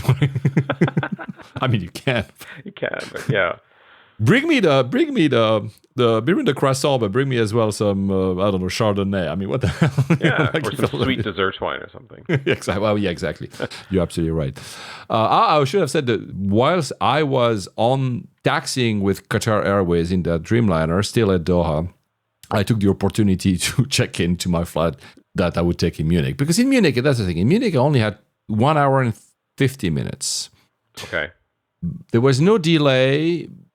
But with the gate closing, it's unprotected connection because it's a completely different ticket. So 1 hour 50 minutes becomes 1 hour and 35 minutes because the gate closes like 15 minutes, before the departure. I had done Munich transfers before, but the thing is, I had never done a switch of terminal in Munich. So I would arrive at one terminal and I would leave at another terminal. So I'm going from T1 to T2, T2 being the Lufthansa terminal and T1 being basically everybody else, right?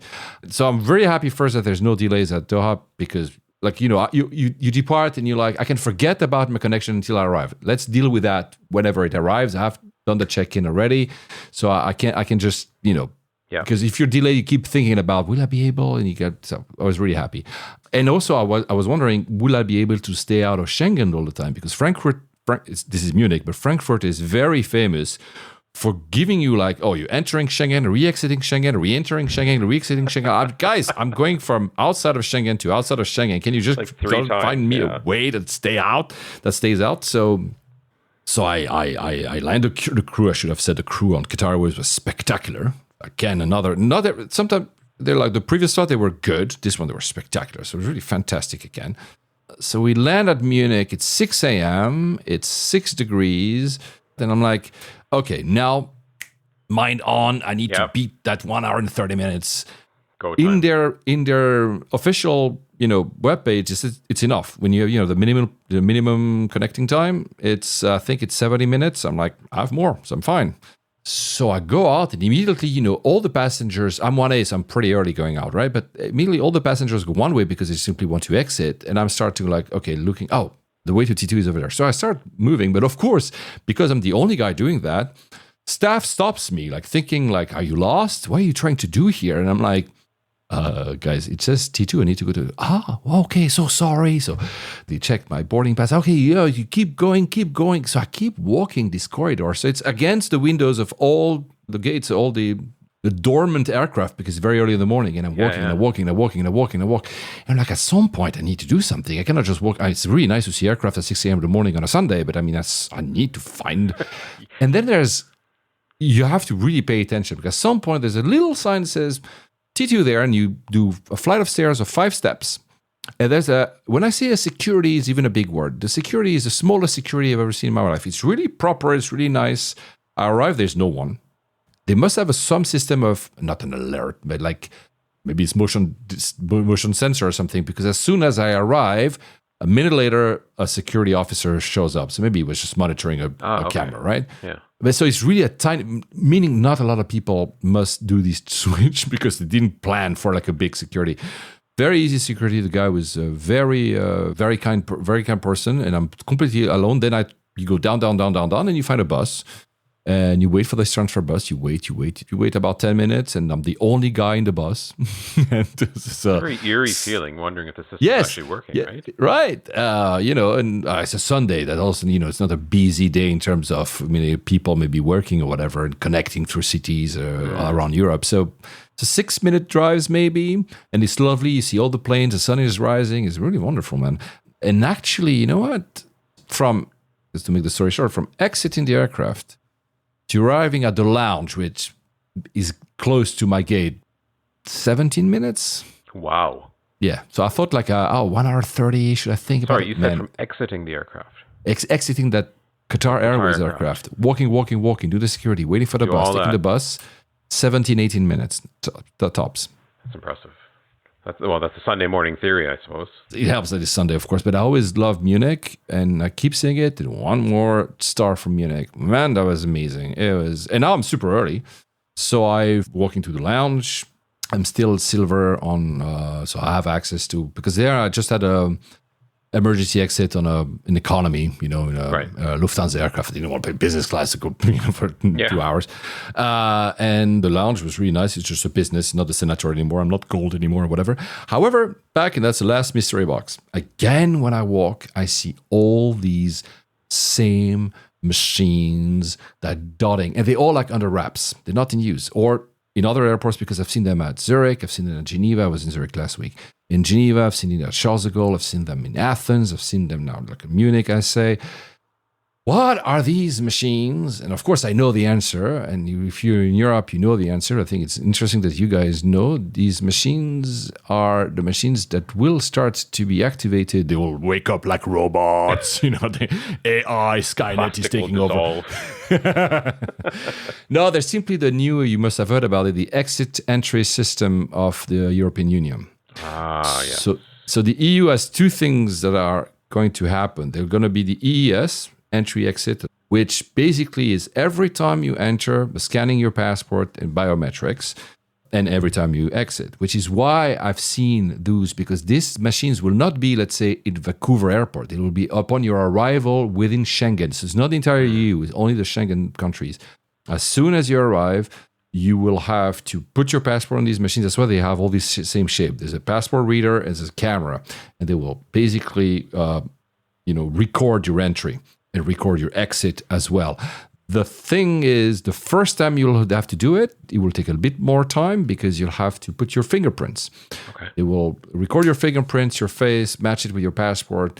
And then I think you just, as long as you don't change passports, there's no registration anymore. So it will add a little bit more time, especially at the beginning, because everybody will have to register. Right. Unless you have, obviously, a European passport from a country that is part of Schengen. As a Swiss, I'm part of Schengen, so I won't have to do this system. But everybody else will have to. And then, so that starts I think it starts rolling out over the next 8 months. It's starting these days. I don't know if it's August or September. These machines will wake up. Oh, you'll have to show them your passport. Take over the airport. They wanted originally to do a big bang. But I'm saying big bang is like they wanted in all the airports, all the machines to be activated at the same time. But of course, some countries are not ready. I'm not going to mention them. You can imagine which ones were not ready. So they're going to do like a cascade. Over time, all the machines will be rolled out. The inception of the machines, the waking up of AI taking over your world will start. So it will take 8 months, I think, up to April next year, 2026. And when all the machines are done, part 2 of the system comes into place, which is the visa waiver program. So the equivalent of ESTA in the US, equivalent of ETA in the UK is going to start, and it's called ETIAS. There's really 2 different things, right? I mean, even though they're linked, they're 2 different things. This is simply you having to pre-register online, telling, I'm coming to Schengen, then if you don't need a visa, right? And announcing in advance the date of your flight, the date of your arrival, maybe your location where you're going to stay. I don't know if you do ESTA in the US. No, you don't have to as a Canadian. You don't have to do ESTA in the US. No, of course not, right? No. So it's similar. I have to, every time I go to the US, I have to pre-register, tell, this is the hotel I'm going to stay at, and these are my flights. So basically the same idea. And that will be in April. And the price was supposed to be €7 for 3 years, I think. And now they're going to want to increase it to €20, so $23 for 3 years. In the US, I think I pay $18, I want to say, for 2 years. Okay. Anyway, so that's, Not much. Yeah, exactly. There you go, guys. It's funny, those machines sound like Frankfurt. Yeah, there are plenty of them at Frankfurt. The in, out. No, but what I mean is like the theory of Frankfurt with all these multiple in, out. You're right. You'll have to push your... Actually, you know what? Probably. Because if you have to go out and in of the... You're right. I will have... See? Yeah, it's silly, man. So Frankfurt's had it right the whole time. This is the worst sentence I've ever heard on this podcast. No, man. Yeah, you're right. So I want to add one more thing before I finish the flight. I know it was a bit long, I'm sorry, but I think these are valuable information for you, because a lot of people tell this podcast is very European-centric, so there you go. I mean, even though today my friend is from Vancouver, so this is important for you, maybe useful for you guys to know. In Japan, they're going to do the same. In Japan, the system will go live, so announcing and paying for the ESTA, ETIAS in Europe, ETA in the UK. I think it starts in April 2028. You will have to do it. You can already do it, actually, and it's free. I've done it. You remember I told you the story of I arrived at Haneda and I had to follow the route A, B, C. And it was all the same route, and there was a queue, and there were machines at some point. And these machines, when I put my passport, my answers to my answers, customs and everything were pre-filled. The reason they have been pre-filled is because I went on a website which is called Visit Japan Web or something like that. Just Google Visit Japan, and the first result will be there. You can go there, you can register that you're flying to Japan, you can answer the usual questions of immigration within it, which means that when you reach the machine at either Haneda, Narita, KIX, all the other airports, they are pre-filled. So you don't have to spend time answering these questions again at the airport. Yeah. And apparently this system will simply be increased into a proper authorization system will have to fill also your address and everything, and you have to pay something. So you can already do it. So guys, if you want to do that, did it really expedite my getting into Japan? I'm not sure, but I mean, that's the idea. It should be expediting your arrival to Japan. There you go. And what else? Yeah, so I entered the aircraft at Munich. Again, Munich airport, so well designed. It's clear, you know where you're going. It's square. You cannot get lost in an airport. I love it. The whole building, it's like a Lego block. It's just like a line. Right, exactly. But it's so... That's what I love about it, because when you're tired, whatever, you don't have to think. You just follow the line. You're not, all the stories you and me have been telling, like you, LAX, you don't know where you're going. Where's the pickup? Where's the... Oh, there's this line. It's so clear at Munich. It's really one of my favorite airport in the world, for that size at least. It's, it's nothing fancy, but it's also super clean all the time. And I'm like, some of the other airports, maybe because they're all like, even Heathrow, sometimes I'm like, guys, I'm not saying it's dirty, but I'm saying... It could be tidier. Right. Yeah. Right. It's and it's still, it's still like Munich is still like 45 million passenger a year. So it's not like a tiny airport. There's people, and they're so tidy, so clear, so neat. I love it. Anyway, interestingly, I'm at the gate. I'm waiting. My Lufthansa app, I don't know if it's because it was just before boarding, if it's because I allowed it, the location, gives me a notification that you can board with Star Alliance biometrics. Oh. And I'm like, what is Star Alliance biometrics? So apparently I didn't have time because it was in front of the gate and I needed to board within the next 10 minutes. I didn't do. It's Star Alliance, it's not Lufthansa. You can register your biometrics with Star Alliance and sync your boarding pass to, in this case, would have been Lufthansa, it could have been Swiss, for airports that are ready, but they're rolling it out. And it's basically facial boarding. Yep. They will dedicate a special lane just for facial boarding. So people that have that, no matter your group, you'll go faster. Exactly. Yep. You need, however, to download the Star Alliance app. You cannot do on the web. You need to download the app. I guess they take a picture of you or selfie, whatever. And so... But I didn't have time to do that, but I will do it next time. Group boarding was very civilized. Everything was great. 320neo, I think it was an aircraft from 2015 or something. I had an emergency exit, as I told you. It was just lovely. I mean, straightforward. I mean, nothing super fancy. It's a short flight, but really nice. Did you know? Tidbit. Did you know that in German, since we're in Germany? In German, Airbus is masculine. Is so like in some like French or other, we say le la or der die das, or like some languages have it, some don't. Why is it important? So Airbus is German and French and more other nations, right? So when we think about an aircraft, we think an aircraft. A lot of people that I talk to, they think as an aircraft in a feminine form. So the queen of the skies is a 747. She made a good landing. Right. Yeah. In German, Airbus is der Airbus. So apparently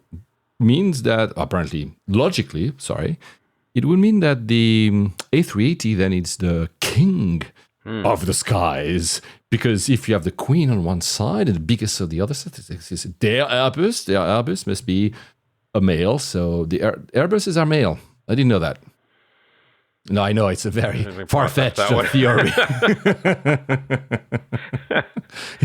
I know it's far-fetched. But even just to watch like a 330 Neo land, that he made a great landing. That sounds funny rolling up. No, it sounds weird. I know. Yeah. But because it was interesting because I never thought about it, and I think I was reading something in German because I was at Munich, and it was written der Airbus, and I'm like, no, it should be D. Because I thought the feminine form, but I never read it because most of the time I speak in English, and I was like, I started thinking, and then I went online. Apparently, it's der Airbus, so it's. Probably because, I don't know if it's because of bus or whatever. It doesn't matter. The point is, for them, it's masculine. So it entails that if it's a German company, although it's French, it's European. But we could call the... Guys, anyone who's either German or who's flying very often, maybe a pilot as a staff for an Airbus, you see your plane as being masculine or feminine? maybe it's a silly question, but just hit us up and let us know. So yeah, and then Heathrow was efficient. I mean, e-gates worked, and I was to the Elizabeth line. I was home, so that was nice. Yeah, I will finish by saying you should fly JAL business class, man. Oh, that new one. That sounded incredible. I mean, you have maybe to wait for your kid to grow up because that will be very expensive now. Yeah. Or when we get accepted to that club. Oh yeah. Then. Oh yeah. That's it. It's happening. Oh yeah, because man, having more time that I spent since we recorded. You remember when we recorded? It was just a few days after I had returned. I do think that JAL business class is better than Qatar Airways. His face. I do think it's close. Yeah. And there's not going to be. You're not going to fly. I mean, Qatar, you fly them anywhere. JAL, most likely you're going to fly to Japan. So it's not the same. And so you're not going to be as exposed to it if you're lucky. I'm not going to be. But if you're lucky to be flying very often, most likely you're not going to fly as often JAL unless you go to Japan very often. Yeah, you might catch it somewhere. But man, I think there's the seat is better. There's more room for your feet. The food, God, it's close, man. But yeah, it was. It's real. So I can see you having real struggle with this. Yeah, no. Okay, man. We are arriving. Sorry, it was a bit. As I always say that because I kept, I talked about Narita forever and the plans and whatever because I love these things, and then I didn't realize I was talking that much. Oh, you remember that we said that Japan Airlines, maybe ANA, is often a bit hot in the cabin? Yes, the temperature control. Yeah. Hot cabins. In that flight from Japan to Doha. So, of course, it's a Qatar, so it's not remotely the same type of temperature, right? It's fine. Yeah. One person had brought a USB fan with, not one that you carry with your hand, one you can lay on the side of the. Not with a stand, not like a proper fan, but still it was not small. I noticed it. It used up their luggage space. It was in business class. He put it on the side table to have air during the flight. Interesting. He created it was a he, I think. He created his own air vent. Did the aircraft have the active air vents above? I think so. Well, it sounded like but it was not hot. It was not hot anyway. But the point is, I'm pretty sure it must have been one of these USB powered fans. Yeah. Because the guy had it pretty much on the whole flight, so I doubted it was a battery. So the point being that next time I'm flying JAL, maybe I'm buying one of these things. Yeah, that's a good idea. Just I put my own fan in the middle of my seat. So, guys, you don't want to give me an air vent?